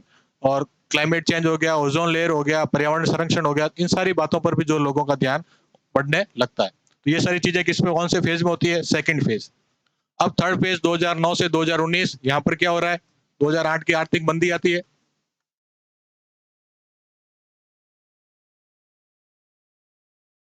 ठीक है ना? इस आर्थिक मंदी को सबसे बड़ा कारण क्या है? LPG reforms. एलपीजी रिफॉर्म्स में अधिकांश देशों ने इतने ज्यादा लिबरल हो गए, इन्वेस्टमेंट कहते हैं या लोन लेने के लिए इतनी लिबरल पॉलिसीज बनाई कि बैंकों का एनपीए बहुत अधिक बढ़ गया, उस लोन का रीपेमेंट नहीं हुआ और बैंकिंग सेक्टर कहते हैं या इंडस्ट्रियल सेक्टर कहते हैं, वो दोनों क्राउडिंग हो गए। मतलब ना तो इंडस्ट्रीज के पास में पैसा था प्रोडक्शन का, ना बैंकों के पास में पैसा था लोन देने का। तो अधिकांश देशों के अंदर क्या हो गया? अपने आर्थिक मंदी आ जाती है, इससे क्या हो गया? बेरोजगारी बढ़ी और बड़े लेवल पर जो है दुनिया के देशों में बड़ी बड़ी कंपनियों ने जो है अपने कर्मचारियों की छटनी करना स्टार्ट कर दिया। इसके बाद में क्या हुआ? इसके बाद में वापस से स्ट्रिक्ट रेगुलेशन की बात की गई।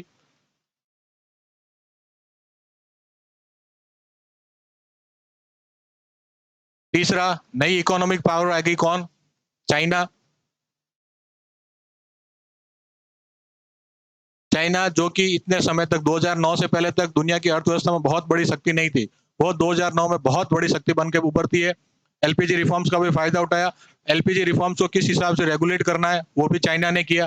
कितना लिबरलाइजेशन देना है जिससे कि रिफॉर्म्स हो और कितना नहीं देना ताकि किसी भी तरह की अर्थव्यवस्था को नुकसान नहीं हो।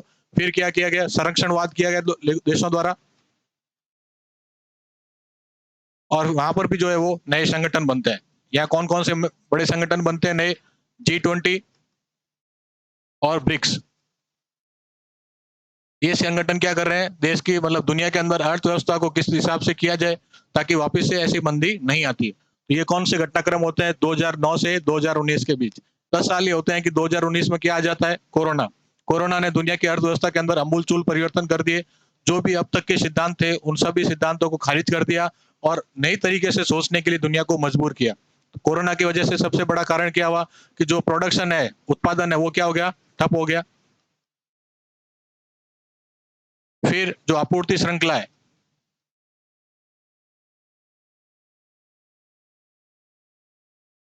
वो भी क्या हो जाती है? अपने रुक जाती है। इसके अलावा किसी भी तरह के प्रोडक्शन ठप हो गया, आपूर्ति श्रृंखला भी रुक जाती है। फिर क्या होता है? माइग्रेशन हो रहा है, बहुत मास लेवल पर माइग्रेशन हुआ। जैसे सेकंड फेज में अपने देखा 91 के बाद में जैसे इंटरनेट का इजाद होता है, नॉलेज इकोनॉमी की बात होती है। नॉलेज इकोनॉमी मतलब फिजिकल पावर की जगह लोगों के मेंटल पावर की अधिक बात होने लगी क्योंकि कंप्यूटर आ गया था और सॉफ्टवेयर डिजाइनिंग में आईक्यू की बहुत ज्यादा आवश्यकता होती है। ठीक वैसे ही जो इंटरनेट है या फिर डिजिटल प्लेटफॉर्म है उसकी क्रांति कौन से फेज में आती है? कोरोना के बाद में। क्वारंटाइन हो गया, बड़े बड़े लॉकडाउन लगे, आर्थिक गतिविधियां समाप्त हो गई, तो अधिकांश लोग वर्क फ्रॉम होम कहते हैं या फिर ऑनलाइन प्लेटफॉर्म पर आ गए ताकि सर्विस की डिलीवरी की जा सके या उत्पादों की डिलीवरी की जा सके। तो यहाँ पर इस टाइम पे कौन सा होता है? अपने डिजिटल इकोनॉमी का जन्म होता है। ये सारे घटनाक्रम अर्थव्यवस्था में कहां पर हुए? कोरोना के बाद में डिजिटल इकोनॉमी का जन्म हुआ है। और क्या क्या देशों ने बहुत अधिक संरक्षणवादी बातें की।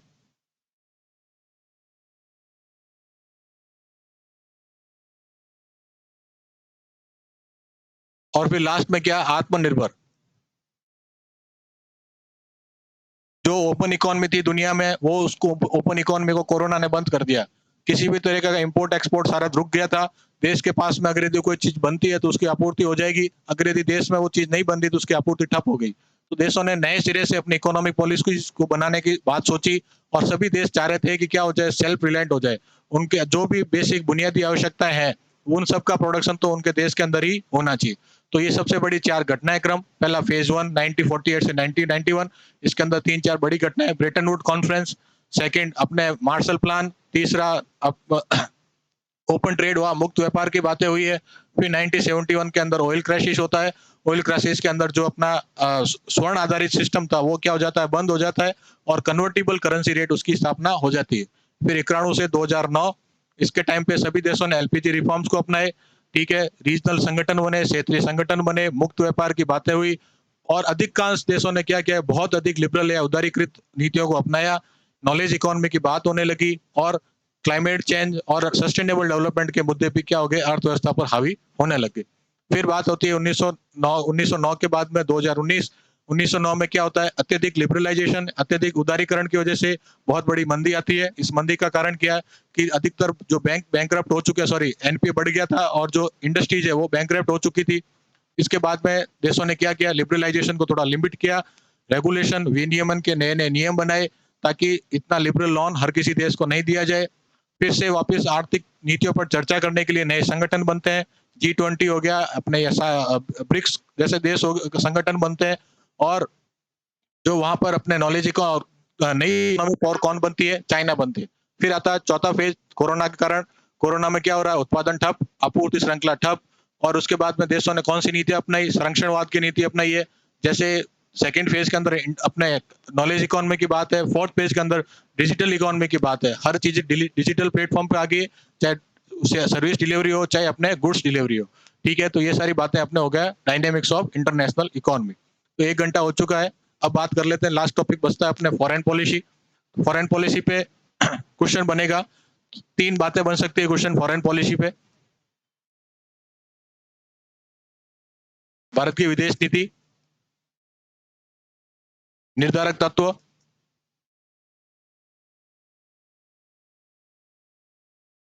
सेकेंड बनता है अपने प्रिंसिपल, कौन कौन से सिद्धांत है उस पर आधारित है ये।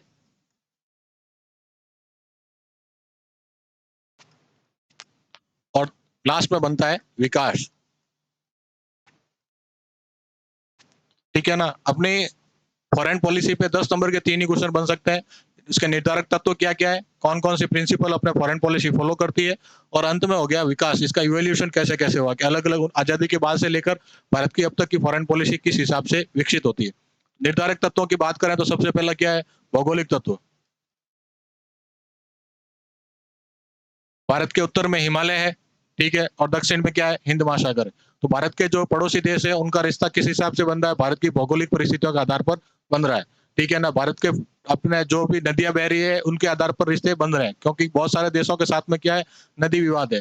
ठीक है ना, कई बार सारे देशों पर क्या है, मैरिटल जो मैरीटाइम डिस्प्यूट है, जो अपने जलवायु सॉरी जल मार्ग है, जो अपने महासागरीय रास्ते हैं उनके बारे में डिस्प्यूट है। जैसे श्रीलंका हो गया, मालदीव हो गया, वहां पर नदियों के डिस्प्यूट, पाकिस्तान के साथ में सिंधु नदी, बांग्लादेश के साथ में तीस्ता नदी, चीन के साथ में ब्रह्मपुत्र नदी। हिमालय की वजह से क्या है, बहुत ही जबरदस्त स्ट्रेटेजिकल डोमिनेंस की पोजीशन है। ठीक है, जैसे अपने चाइना भी इसके ऊपर अधिकार करना चाह रहा है और पाकिस्तान भी अधिकार करना चाह रहा है, जो अपने जम्मू कश्मीर रीजन है। ठीक है ना, पहले तो फैक्टर कौन से हो गए, भौगोलिक, दूसरा ऐतिहासिक हिस्टोरिकल। ऐतिहासिक रूप से भारत इंपीरियलिज्म मतलब कि जो राजशाही उसके खिलाफ रहा है, जो कॉलोनिज्म है, जो अपने कॉलोनिज्म जो है, उपनिवेशवाद, उसके भी खिलाफ रहा है। और रेसिज्म, जो जिस तरीके का रेसिज्म होता है, जिसे अपन कह सकते हैं जातिवाद कह दो या भेदभाव कह दो, उसके भी भारत खिलाफ रहा है। क्यों खिलाफ रहा है, क्योंकि भारत के ऐसे सिद्धांत रहे, भारत इन सभी चीजों से प्रताड़ित रहा है। भारत में एम्पीरियल से मतलब कि बड़े बड़े एम्पायर थे, उन्होंने जनता का शोषण किया। फिर कॉलोनाइजेशन की बात करें, उपनिवेशवाद की बात करें, तो अंग्रेजों ने भारत का शोषण किया। फिर रेसिज्म, भारत के अंदर अधिकांश जनसंख्या जो उनके साथ में क्या किया जा रहा है, भेदभाव किया जा रहा है। तो इन सारी चीजों से भारत प्रभावित रहा है, इसलिए भारत की फॉरेन पॉलिसी में भी ये सारे एलिमेंट्स देखने को मिलते हैं। ठीक है, फिर बात करते हैं कल्चरल या आइडियोलॉजिकल।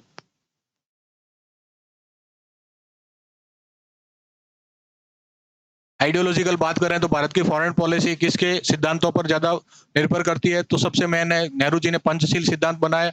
किसके आधार पर, कौन किसकी विचारधारा थी पंचशील की, गौतम बुद्ध की। और जो भी फॉरेन पॉलिसी है, शांतिपूर्ण सहअस्तित्व, अहिंसा की बातें कर रहा है भारत, एंटी रेसिज्म की बातें कर रहा है, तो ये किसकी पॉलिसी है, सॉरी आइडियोलॉजी, विचारधारा है, तो ये गांधी जी की विचारधारा है। तो आइडियोलॉजिकली इंडिया कौन कौन से 2 महापुरुषों को फॉलो करता है, महात्मा गांधी और गौतम बुद्ध। ठीक है, फिर अपने पर्सनैलिटी फैक्टर, व्यक्तित्व, पर्सनल, जो भी अपने भारत के प्रधानमंत्री रहे हैं, उनके पर्सनैलिटी, जिस जिस प्रधानमंत्री ने ज्यादा समय गुजारा है, उसके आधार पर उसने अपने हिसाब से फॉरेन पॉलिसी अडॉप्ट की। नेहरू जी हो गए, शास्त्री जी हो गए, इंदिरा गांधी जी हो गई, फिर राजीव गांधी जी, नरसिंहा राव, आई के गुजराल, वाजपेयी जी, और अब मोदी जी। ये जो भी अपने भारत के डोमिनेंस वाले, वर्चस्व वाले नेता रहे, जिनकी दुनिया के अंदर स्वीकार्यता थी, इन्होंने भी अपने हिसाब से भारत की फॉरेन पॉलिसी को डिजाइन किया। फिर आता है इकोनॉमिक फैक्टर, आर्थिक। जिन जिन देशों के साथ में भारत के आर्थिक रिश्ते रहे, जहां से भी भारत को इंपोर्ट करना है, या जो भी देश भारत के अधिक जो बाजार रहे, जैसे वर्तमान में देखते हैं इंडिया की जो एक्सपोर्ट है, जो एक्सपोर्ट पॉलिसी है, उसको क्या किया गया, डाइवर्सिफाई किया गया। पहले जो कन्वेंशनल एक्सपोर्ट थे उसकी जगह पर नए नए एक्सपोर्ट ढूंढे गए। तो पिछले कुछ सालों में देखा कि मोदी जी ऐसे देशों पर यात्रा कर रहे हैं, और यूजुअली क्या हेडिंग रहती है कि फलाने देश पर मोदी जी, भारत के किसी भी प्रधानमंत्री की पहली यात्रा। मतलब जिन देश पर भारत के कोई भी प्रधानमंत्री अब तक नहीं गया था, वहां मोदी जी जा रहे हैं। क्यों जा रहे हैं? क्योंकि अपनी फॉरेन पॉलिसी को क्या करना है, डाइवर्सिफाई करना है, इसको और अधिक व्यापक बनाना है।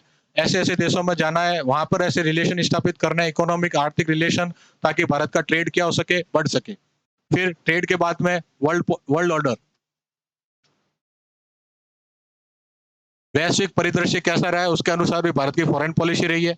जब कोल्ड वर्ल्ड वॉर था, उस टाइम भारत ने नॉन अलाइनमेंट को अपनाया, कि ना हम अमेरिका के साथ में रहेंगे, ना ही यूएसएसआर के साथ में रहेंगे। जब यूएसएस ने सॉरी अमेरिका ने अपनी पॉलिसीज भारत पर थोपने की कोशिश की, तो इंडिया ने यूएसएसआर के साथ जाना अधिक बेहतर समझा, और शांति और सहयोग की ट्रीटी 1971 में साइन की। ठीक है ना। फिर 1991 के बाद में जब यूएसएसआर का विघटन हो जाता है, अब भारत क्या है, एक इंडिपेंडेंट देश की तरफ बढ़ रहा है। और वर्तमान में देखा जाए तो इंडिया जो कैसे सेल्फ रिलायंट कहते हैं, या आत्मनिर्भर भारत की तरफ ज्यादा बढ़ रहा है। यहाँ भारत ना तो किसी के खिलाफ की बात करता है, ना किसी के साथ की बात करता है। भारत केवल भारत के हित की बात करता है। जैसे अपने एस जयशंकर ने कहा, I am standing on the fence, ना तो मैं इस तरफ हूँ, ना मैं उस तरफ हूँ, मैं अपने हित की बात कर रहा हूँ। इसका कोई काम सही लगेगा तो सही कह दूंगा, कोई गलत लगेगा तो गलत कहूंगा, लेकिन इंटरफेरेंस कैसा होगा, मेरे इंटरेस्ट के अकॉर्डिंग ही होगा। तो ये सारे जो फैक्टर्स हैं, जो अपने भारत की विदेश नीति को निर्धारित करते हैं। अब अगर यदि 5 नंबर का क्वेश्चन आता है, तो उसके अंदर कोई 2-3 बड़े कारक लिखने हैं। 10 नंबर का क्वेश्चन आता है तो 5 या 6 बड़े कारक लिखने हैं। 6 से बड़े कारक लिखेंगे तो हम इनकी इसमें से किसी भी फैक्टर को एक्सप्लेन नहीं कर पाएंगे। यूजुअली देखा जाता है कि 10-12 हेडिंग लिख लेते हैं। 10-12 हेडिंग के चक्कर में एक भी हेडिंग को बहुत अच्छे से एक्सप्लेन नहीं कर पाते। उससे बेहतर है कि 5-6 हेडिंग लिखो और उनको थोड़ा थोड़ा ढंग से समझा दिया जाए। अब बात करते हैं सिद्धांत। अधिकांश सिद्धांत तो अपन ने अभी बात कर दी। भारत क्या रहा है, एंटी एम्पीरियल रहा है, किसी भी तरह के राजतंत्र का भारत ने विरोध किया है, या फिर उपनिवेशवाद का विरोध,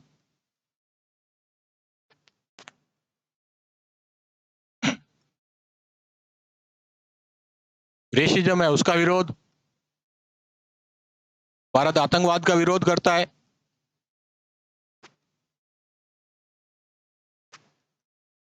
भारत गुटनिरपेक्ष की बात करता है। अब भारत किसकी आत्मनिर्भरता की बात करता है, भारत शांतिपूर्ण सहअस्तित्व की बात करता है।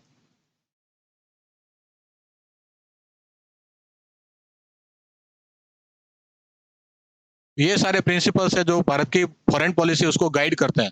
अगर यदि क्वेश्चन बनता है कि कौन कौन से सिद्धांत भारत की फॉरेन पॉलिसी को जो मार्गदर्शित करते हैं, उसके अंदर 5 सिद्धांत लिख सकते हैं। भारत हमेशा एंटी एम्पीरियल रहा है, किसी भी तरह के राजतंत्र की स्थापना के भारत खिलाफ रहा है, उपनिवेशवाद का विरोध किया है, रेसिज्म का विरोध किया है। भारत साउथ अफ्रीका के अंदर जो भी रेसिज्म हो रहा था, जो भी वहां पे अश्वेत लोग थे, या अमेरिका हो गया, अपार्थिड का जो पूरा मूवमेंट था, उसका भारत ने पूरा समर्थन किया है। आतंकवाद का भारत ने पुरजोर विरोध किया है। आतंकवाद को वैश्विक पटल पर उजागर करने में भारत की बहुत बड़ी भूमिका रही है। भारत गुटनिरपेक्षता की बात करता है, आत्मनिर्भरता की बात कर रहा है, और शांतिपूर्ण सहअस्तित्व, कि हमारा भी एक अस्तित्व है, आपका भी एक अस्तित्व है, आप अपने अस्तित्व में शांति से रहो और हमें भी शांति से रहने दो। ये सारे प्रिंसिपल सिद्धांत है जो कि भारत की फॉरेन पॉलिसी को क्या कर रहे हैं, गाइड कर रहे हैं। फिर बात करते हैं विकास की, इवोल्यूशन की।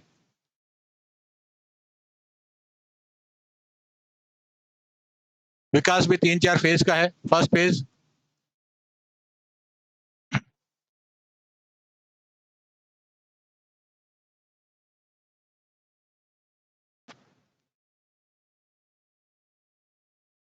फर्स्ट पेज रहा अपने 1947 से लेकर के 1965 तक। ठीक है ना। ये किसके इस दौरान क्या किया गया, भारत ने, भारत बड़ा आइडियलिस्ट था, आदर्शवादी था, और अंतरराष्ट्रीयवाद,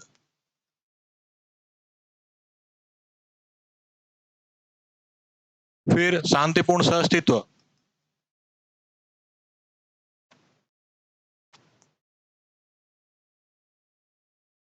गुटनिरपेक्ष,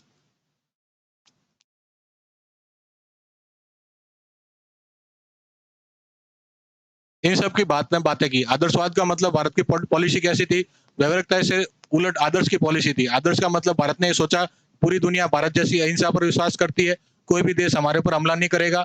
अगर यदि हम लोग शांति से रह रहे हैं, हमारे रिश्ते किसी देश के साथ में अच्छे हैं, तो वो देश भी हमारे लिए भलाई सोच रहा है। ये आदर्शवाद की बात हुई। इंटरनेशनलिज्म, इंटरनेशनलिज्म किसका फंडा है? अपने कम्युनिज्म की बात है। कैपिटलिज्म बात करता है नेशनलिज्म की, राष्ट्रवाद की। लेकिन फर्स्ट फेज के अंदर भारत ने इंटरनेशनलिज्म की बात की। भारत ने कहा कि हम सभी देश को एक नया रास्ता दिखा रहे हैं, जो भी थर्ड वर्ल्ड कंट्रीज है, जो भी नए आजाद देश हुई है, वो सभी हमको फॉलो करें कि किस हिसाब से आजादी आपको प्राप्त करनी चाहिए, किस हिसाब से आपका कॉन्स्टिट्यूशन होना चाहिए और कैसी आपकी पॉलिसीज होनी चाहिए। फिर किसकी बात की? शांतिपूर्ण सहअस्तित्व की बात की भारत ने। और अपने चीन ने पंचशील सिद्धांत की बात की। वहां पर एक एग्रीमेंट साइन किया कि चीन का जो चीन की टेरिटरी उसको भारत ने रिकॉग्नाइज किया। लेकिन इन्हीं सभी चीजों के कारण भारत के ऊपर कितने हमले होते हैं? 2 अटैक होते हैं। 1962 में चीन हमला करता है, उसी दौरान कश्मीर का मामला बैठता है और 1965 में भी जो है वो पाकिस्तान भारत पर अटैक कर देता है। तो ये तो था अपने पॉलिसी का फर्स्ट पेज। ये इवैल्यूएशन का सीधी सा एक 10 नंबर का क्वेश्चन बन सकता है, या फिर किसी एक स्पेसिफिक पॉलिसी की बात करें, जैसे गुटनिरपेक्ष हो गया, अंतर्राष्ट्रीयवाद हो गया, या शांतिपूर्ण सहअस्तित्व हो गया, या अपना पंचशील हो गया। इन सब पर क्वेश्चन बनने की संभावना नहीं है। क्यों? क्योंकि रिलेटेड टॉपिक नहीं है। ना तो वर्तमान में कोई पंचशील की बात हो रही है, ना कोई गुटनिरपेक्ष की बात हो रही है। तो ये सारी बातें सिर्फ 10 नंबर का क्वेश्चन आता है, तो फर्स्ट फेज के बारे में अपने को 2 से 3 लाइन पता होनी चाहिए। फिर आता है सेकंड फेज।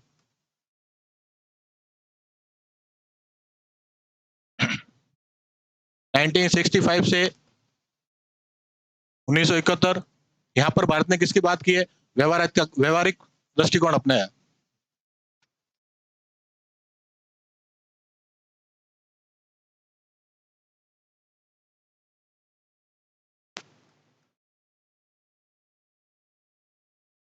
इस फेज के अंदर भारत का दृष्टिकोण कैसा रहा है? प्रैक्टिकल दृष्टिकोण रहा है। और भारत ने किसकी बात की है? देश हित की बात की है।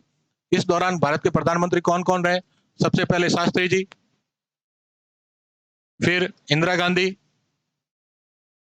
फिर राजीव गांधी रहते हैं, उससे पहले मोरारजी देसाई,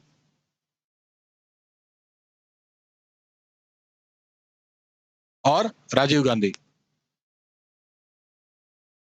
वीपी सिंह, और अपने जो चंद्रशेखर ये भी रहते हैं, लेकिन इन्होंने फॉरेन पॉलिसी में बहुत कोई बड़ा योगदान या परिवर्तन नहीं किए। तो ये मैन लीडर थे जो भारत के प्रधानमंत्री रहे और इस फेज के दौरान भारत की पॉलिसीज को बदला है। शास्त्री जी के समय पाकिस्तान ने भारत पर अटैक किया। 1965 का युद्ध होता है। शास्त्री जी ने किसकी बात की? कृषि सुधारों की बात की। भारत को किसके आधार पर खाद्यान्न के हिसाब से आत्मनिर्भर बनाया जाए। भारत ने मिलिट्री सैन्य रिफॉर्म किए जाए, ताकि भारत को इसी तरह का कोई हमला होता है तो उसको क्या कर सके? जवाब दे सके। इंदिरा गांधी के समय कौन सा युद्ध होता है? 1971 का युद्ध होता है। ठीक है ना? 1971 के समय भारत ने किसके साथ में ट्रीटी साइन की? यूएसएसआर के साथ में ट्रीटी साइन की। ठीक है, भारत ने एक बहुत बड़ा सैन्य पार्टनर बना लिया यूएसएसआर को, सोवियत संघ को, कि भारत के ऊपर कोई हमला होगा तो उसे सोवियत संघ प्रोटेक्ट करेगा। इसके अलावा जो पड़ोसी देश थे उनके साथ में भी रिश्ते बनाए। ठीक है ना? जो श्रीलंका है उसके साथ में भारत की जो अपने मैरीटाइम बाउंड्री है, जो भारत की जो अपने जल मार्ग है, उसका निर्धारण किया। पाकिस्तान के साथ में इसी दौरान शिमला एग्रीमेंट होता है। बांग्लादेश के साथ में जो बॉर्डर डिस्प्यूट है उसको सॉल्व किया जाता है। तो जो पड़ोसी देश है उसके साथ में भी अच्छे रिश्ते या फिर जो विवादास्पद मुद्दे हैं उनको हल करने की कोशिश की गई।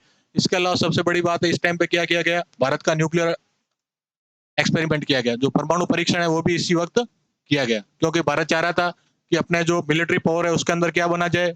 सुपर पावर बना जाए, या फिर एटलीस्ट ऐसी पावर के रूप में स्टेब्लिश हुआ जाए कि कोई भी देश और अटैक नहीं करे। और 1971 के बाद में भारत पर कोई अटैक नहीं होता है, क्योंकि भारत दुनिया के अंदर as a nuclear power establish हो चुका था।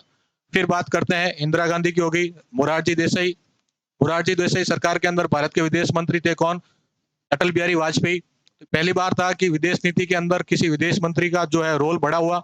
अब तक भारत में विदेश मंत्री से ज्यादा किसकी बात विदेशों में होती थी? प्रधानमंत्री की होती थी। लेकिन थर्ड फेज के अंदर जब मोरारजी देसाई प्रधानमंत्री थे तो अपने विदेश नीति के अंदर वाजपेयी जी कहते हैं, या फिर विदेश मंत्री का जो रोल है वो महन इंपॉर्टेंट हो गया, मुख्य भूमिका के अंदर आ गया। इसके अलावा क्या किया? जो भी पड़ोसी देश थे उसके साथ में भी अपने अच्छे से बात की करने लग गए, अच्छे रिलेशन बने। और सबसे मेन डेवलपमेंट हुआ अमेरिका के साथ में रिश्ते। नेहरू जी के समय से भी अमेरिका के भारत के रिश्ते बहुत अच्छे नहीं थे, क्योंकि जो कोल्ड वार था उस टाइम पे दुनिया दो ध्रुवों में बटी थी, तो भारत ने अमेरिका का साथ देने से मना कर दिया। इंदिरा गांधी के टाइम पे, सॉरी, जब शास्त्री जी प्रधानमंत्री थे, तो जब पाकिस्तान ने इंडिया पर अटैक किया तो अमेरिका ने बहुत बड़ी हेल्प पाकिस्तान की और इंडिया के अंदर जो फूड इंपोर्ट हो रहा था, जो फूड ग्रेन इंपोर्ट हो रहा था, उसको भी बंद कर दिया, उसको भी रोक दिया। फिर वापस इंदिरा गांधी जी के समय में भी जब अमेरिका ने वियतनाम पर अटैक किया तो अमेरिका जो अपने भारत के प्रधानमंत्री या भारत सरकार ने अमेरिका का साथ नहीं दिया और अमेरिका के इस कार्य की बड़ी आलोचना की। तो अब तक जो है अमेरिका भारत के अगेंस्ट ही रहा है, चाहे आइडियोलॉजिकल कहते हैं, चाहे किसी भी तरीके का काम कहते हैं, भारत की विरोध किया है या भारत की आलोचना की। लेकिन यहाँ पर जब मोरारजी देसाई सरकार आती है तो यूएस के साथ में रिश्ते अच्छे होते हैं और यूएस प्रेसिडेंट जिमी कार्टर वो भारत आते हैं। ठीक है, फिर इसी फेज में अगले प्रधानमंत्री बनते हैं राजीव गांधी जी। राजीव गांधी जी के समय सभी देशों के साथ में मधुर रिश्ते बनाने की बात कही गई। अमेरिका के साथ में जो है भारत में टेक्नोलॉजी अलायंस हुआ, ठीक है ना, जो टेक्नोलॉजी ट्रांसफर की बात की गई, एग्रीमेंट साइन किया गया, जिसके तहत भारत के अंदर जो कंप्यूटर टेक्नोलॉजी को लाया गया। राजीव गांधी जी 1962 के बाद में चीन की यात्रा करने वाले भारत के पहले प्रधानमंत्री बने। श्रीलंका के साथ में जयवर्धने और राजीव जो अकॉर्ड है वो साइन किया गया। तो ये जितने भी देश थे उनके साथ में शांति बनाए रखना या फिर कहते हैं शांतिपूर्ण सह अस्तित्व की बात की गई। तो ये सारे डेवलपमेंट हो गए सेकंड फेज में। ये फेज भी सिर्फ 2 या 4 लाइन में कंटेंट याद रखने जितना इंपॉर्टेंट है, इसके अलावा और किसी बात पर कोई क्वेश्चन बनने की संभावना बहुत कम है। अब ऐसा कोई क्वेश्चन बन नहीं सकता कि राजीव गांधी और जयवर्धने अकॉर्ड क्या था, ठीक है ना, क्योंकि ये हो चुका है और अब इसकी कोई सिग्निफिकेंस या रिलीवेंस भी नहीं है। अब बात करते हैं थर्ड फेज की। थर्ड फेज था 1991 से लेकर वर्तमान तक।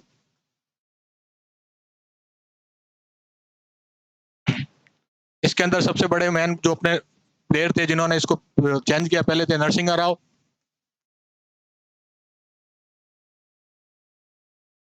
फिर गुजराल, फिर वाजपेयी, मनमोहन सिंह और फिर नरेंद्र मोदी।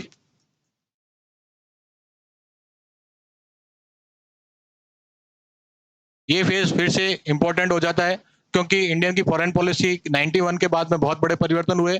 एलपीजी रिफॉर्म्स को एक्सेप्ट किया। यूएसएसआर सोवियत संघ जो 1991 तक भारत का बहुत बड़ा पार्टनर था, एलआई था, उसका भी विघटन हो गया, वो बहुत बड़ी पावर नहीं रहती है। तो भारत को अपनी नई तरीके से फॉरेन पॉलिसी को डिजाइन करने की आवश्यकता पड़ी। इसके लिए सबसे पहले नरसिम्हा राव जी ने क्या किए, एलपीजी रिफॉर्म्स किए। भारत जो वर्ल्ड ट्रेड ऑर्गेनाइजेशन है उसका संस्थापक सदस्य बना। फिर भारत ने एक बहुत बड़ी पॉलिसी जो है वो स्टार्ट की, वो थी लुक ईस्ट पॉलिसी।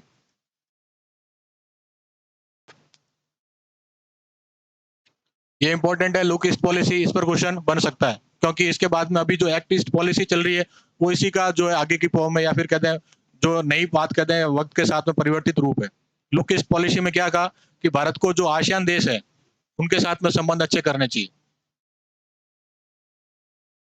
जो दक्षिण पूर्वी एशियाई देश है, जितने भी आसियान देश है, इंडोनेशिया, मलेशिया, थाईलैंड, ठीक है, वियतनाम, उन सब के साथ में भारत को अच्छे रिश्ते स्थापित करने चाहिए क्योंकि USSR as a major player जो है वो खत्म हो चुका है।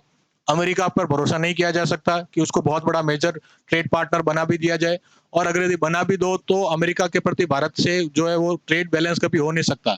लेकिन जो आसियान देश थे वो अपनी जियोग्राफिकल टेरिटरी के हमारे पड़ोसी हैं, फिर हमारे से मिलता जुलता उनका कल्चर है और हमारे से ही मिलती जुलती उनकी अर्थव्यवस्था है। वो भी 1948 के बाद में आज़ाद हुए, भारत के साथ में आज़ाद हुए अधिकांश देश हैं। तो आसियान देशों के साथ में अच्छे अपने इकोनॉमिक रिलेशन और जियोग्राफिकल टाइज के लिए भारत ने कौन सी पॉलिसी लॉन्च की, अपने लुक ईस्ट पॉलिसी। इसके अंदर कोई रणनीतिक बात नहीं थी, कोई सैन्य बात नहीं थी। ये बात ध्यान रखने लायक है क्योंकि स्ट्रेटेजिक बात किस में आती है, एक्ट ईस्ट पॉलिसी में आती है। यहाँ पर केवल आर्थिक रिश्ते या फिर कल्चरल रिश्ते हैं उनको स्थापित करने की बात की गई। फिर आते हैं आई के गुजराल। गुजराल ने एक जो विदेश नीति के लिए डॉक्ट्राइन दी जिसका नाम था गुजराल डॉक्ट्राइन।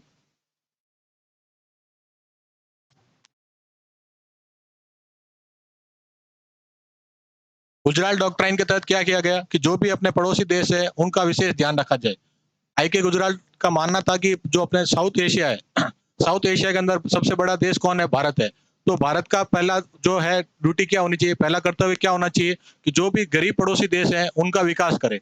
अगर यदि पड़ोसी मजबूत होगा, पड़ोसी का विकास हो जाएगा तो ये एरिया अपने अंदर स्टेबिलिटी आएगी और भारत की फॉरेन पॉलिसी डोमिनेंट रहेगी और भारत इस रीजन में बहुत डोमिनेंट प्लेयर बन जाएगा।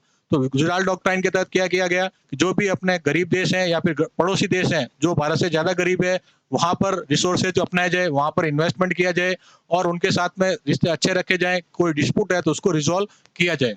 तो जो अपने गंगा नदी डिस्प्यूट है, जो तीस्ता नदी डिस्प्यूट है बांग्लादेश के साथ में, वो भी इसी जो गुजराल डॉक्ट्राइन है, इसी के सिद्धांत पर रिज़ॉल्व किया गया। तो लुक ईस्ट पॉलिसी और गुजराल डॉक्ट्राइन इस पर भी जो है 2 नंबर का क्वेश्चन बन सकता है। फिर आते हैं वाजपेयी जी। ठीक है, वाजपेयी जी के समय भारत में क्या होता है? फिर से परमाणु परीक्षण होता है।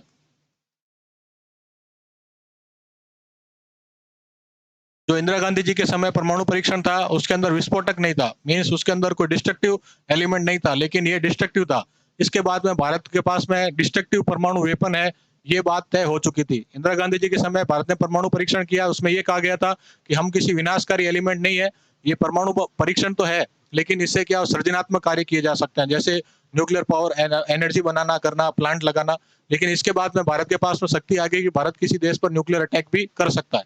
फिर अब तक जो है यूएस के रिलेशन की बात करें तो पहले मोरारजी देसाई सरकार और फिर सेकंड अपने वाजपेयी सरकार के अंदर भी क्या हुआ, यूएस के साथ में रिश्ते मजबूत हुए।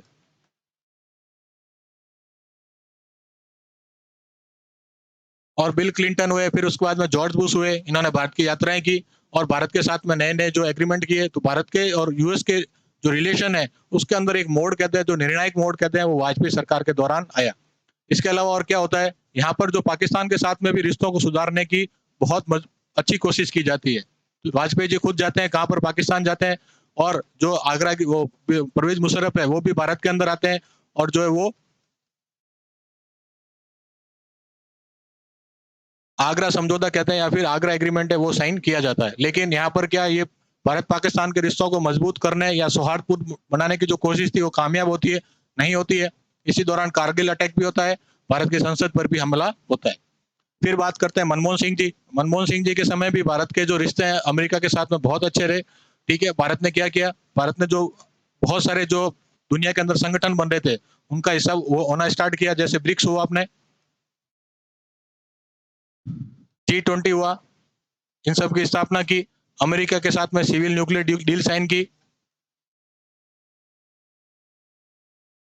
सिविल न्यूक्लियर डील है जो मनमोहन सिंह सरकार का बहुत बड़ा अचीवमेंट रहा है, क्योंकि जब भारत ने सेकंड परमाणु परीक्षण किया तो भारत के ऊपर जो है न्यूक्लियर डील पर किसी भी तरह का जो परीक्षण करने के लिए या उसका उपयोग करने के लिए भारत पर बैन लगा दिया गया कि कोई भी और देश भारत को किसी भी तरह का न्यूक्लियर तत्व एलिमेंट जो है वो इम्पो एक्सपोर्ट नहीं कर सकता, भारत को नहीं दे सकता।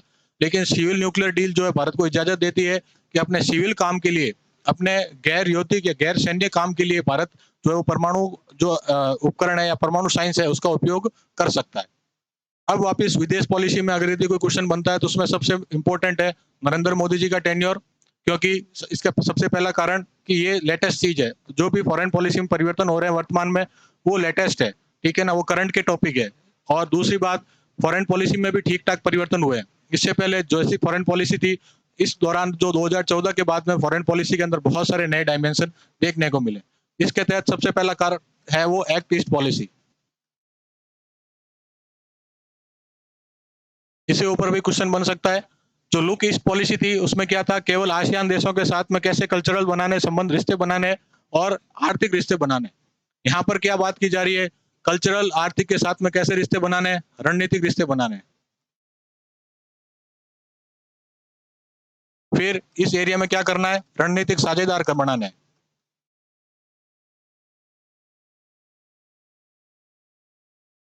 फिर आसियान प्लस पूर्वी एशियाई देश।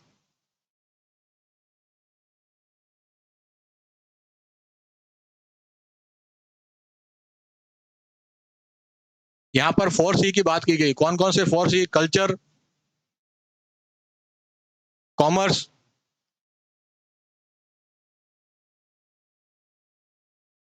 कनेक्टिविटी और कैपिटल बिल्डिंग।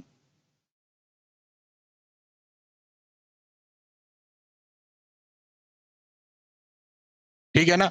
तो अगर यदि एक्ट ईस्ट पॉलिसी आती है तो एक्ट ईस्ट पॉलिसी भारत के नरेंद्र मोदी नेतृत्व में सरकार द्वारा अपनाई गई है, जो कि लुक ईस्ट पॉलिसी का क्या है, परिवर्तित रूप है। जहाँ लुक ईस्ट पॉलिसी में केवल आसियान के साथ में कल्चरल और कॉमर्स यानी आर्थिक रिश्तों की बात की गई। यहाँ पर आसियान के साथ-साथ में जो पूर्वी एशियाई देश है, जैसे जापान, दक्षिण कोरिया हो गया, उन सबको शामिल करते हुए इस क्षेत्र की रणनीतिक बातें हैं, रणनीतिक जो अपने भारत का महत्व है, उसको भी ध्यान में रखते हुए पॉलिसीज़ का निर्माण किया जाने लगा। और जो अपने एक्ट ईस्ट पॉलिसी है, वो कौन-कौन से 4 सी पर कौन-कौन से 4 पिलर्स पर केंद्रित है। पहला कल्चर यानी संस्कृति, कॉमर्स यानी व्यापार, कनेक्टिविटी यानी अपने संचार और अपने कैपिटल बिल्डिंग यानी अपने पूंजी निर्माण। कि भारत का उन देशों में इन्वेस्टमेंट हो रहा है, वो देश भारत के अंदर इन्वेस्टमेंट कर रहे हैं। यहाँ नए स्ट्रेटेजिक साझेदार बन रहे हैं, जैसे क्वाड हो गया। क्वाड के अंदर भारत, अमेरिका, जापान और ऑस्ट्रेलिया। तो ये जो है, जो अपने इंडो पैसिफिक रीजन है, इसके अंदर बहुत बड़ा रोल प्ले करते हैं और इसी क्षेत्र के लिए एक्ट ईस्ट पॉलिसी के तहत ही इसको रणनीतिक साझेदार बनाए गए। ठीक है। दूसरा यहाँ पर सबसे इंपॉर्टेंट पॉलिसी है नेबरहुड फर्स्ट पॉलिसी।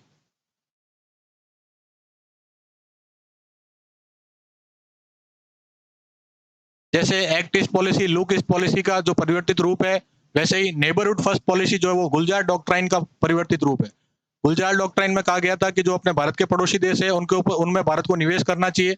यहीं पर जो अपने नेबरहुड फर्स्ट है, यहाँ पर भी किसकी बात की जा रही है कि जो भारत के पड़ोसी देश है, उनके साथ में सह अस्तित्व बनाए रखना चाहिए। यहाँ भारत बहुत अधिक इंटरफेरेंस नहीं करेगा।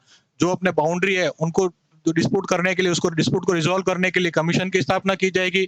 कनेक्टिविटी को इम्प्रूव किया जाएगा, ट्रेड को इम्प्रूव किया जाएगा और शांतिपूर्ण सहअस्तित्व की बात की जाएगी। ना इंडिया उनमें इंटरफेरेंस करेगा, ना दूसरे देश भारत के अंदर इंटरफेरेंस करेंगे। तो ये किसका परिवर्तित रूप है? अपने डॉक्ट्राइन, गुलजार डॉक्ट्राइन का परिवर्तित रूप है। फिर आता है कनेक्ट टू सेंट्रल एशिया।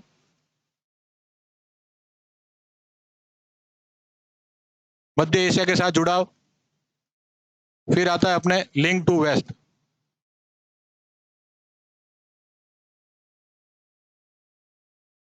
जैसे एक्ट ईस्ट पॉलिसी थी, वैसे वेस्ट लिंक वेस्ट पॉलिसी है कि जो पश्चिमी देश है उनके साथ में किया किया जाए, लिंक किया जाए। तो अभी भारत एक इकोनॉमिक कॉरिडोर बना रहा है, जो कि सऊदी अरब यूएई से होता हुआ अपने यूरोप की तरफ जाएगा। तो उससे क्या होगा, जो अपने पश्चिमी देश है उनके साथ में कनेक्टिविटी की जा सके, ताकि जो बोल्ट एंड रोड इनिशिएटिव है उसको क्या कर सकें, परिवर्तित कर सकें। कनेक्ट टू सेंट्रल एशिया, जो भी सेंट्रल एशियाई देश है, ताजिकिस्तान, उज्बेकिस्तान, वो जो भारत के लिए बहुत इंपॉर्टेंट है, क्योंकि वहाँ पे जो है एनर्जी रिसोर्सेज बहुत हैं, जैसे गैस हो गया, पेट्रोलियम हो गया। ठीक है। यहाँ पर इस पॉलिसी अधिक इंपॉर्टेंट इसलिए हो जाती है क्योंकि इस मार्ग को कनेक्ट करने में बीच में पाकिस्तान आता है, जो कि भारत का किसी भी तरीके से एलाई देश नहीं है, जबकि ये क्या है, दुश्मन कंट्री है। ठीक है ना। तो इसके तहत क्या कर रहा है भारत, जैसे चाबार पोर्ट को डेवलप कर रहा है, भारत अफगानिस्तान के साथ में नेगोशिएशन कर रहा है, ताकि इंडिया, ईरान, अफगानिस्तान और रशिया से होता हुआ एक ट्रेड रूट डेवलप हो। इसके अलावा तापी पाइपलाइन बन रही है, ताजिकिस्तान, अफगानिस्तान, पाकिस्तान और इंडिया। ये सभी कौन सी पॉलिसी का हिस्सा है? अपने कनेक्ट टू सेंट्रल एशिया। इसके साथ में अपने जो फॉरेन पॉलिसी समाप्त होती है। आज की क्लास बड़ी हो गई, लेकिन बड़ी क्लास लेनी पड़ेगी। इसी से रिवीजन हो जाएगा। 2 घंटे की क्लास, फिर 4-5 घंटे खुद पढ़ेंगे, तो ये सारे टॉपिक बहुत अच्छे से हो जाएंगे। इसके अलावा कुछ भी पढ़ने की जरूरत नहीं है। तो ठीक है, कल की क्लास में आईआर के नेक्स्ट टॉपिक्स को ऐसे ही शॉर्ट वीडियो के रूप में, एनालिसिस के रूप में कवर करेंगे। Thank you.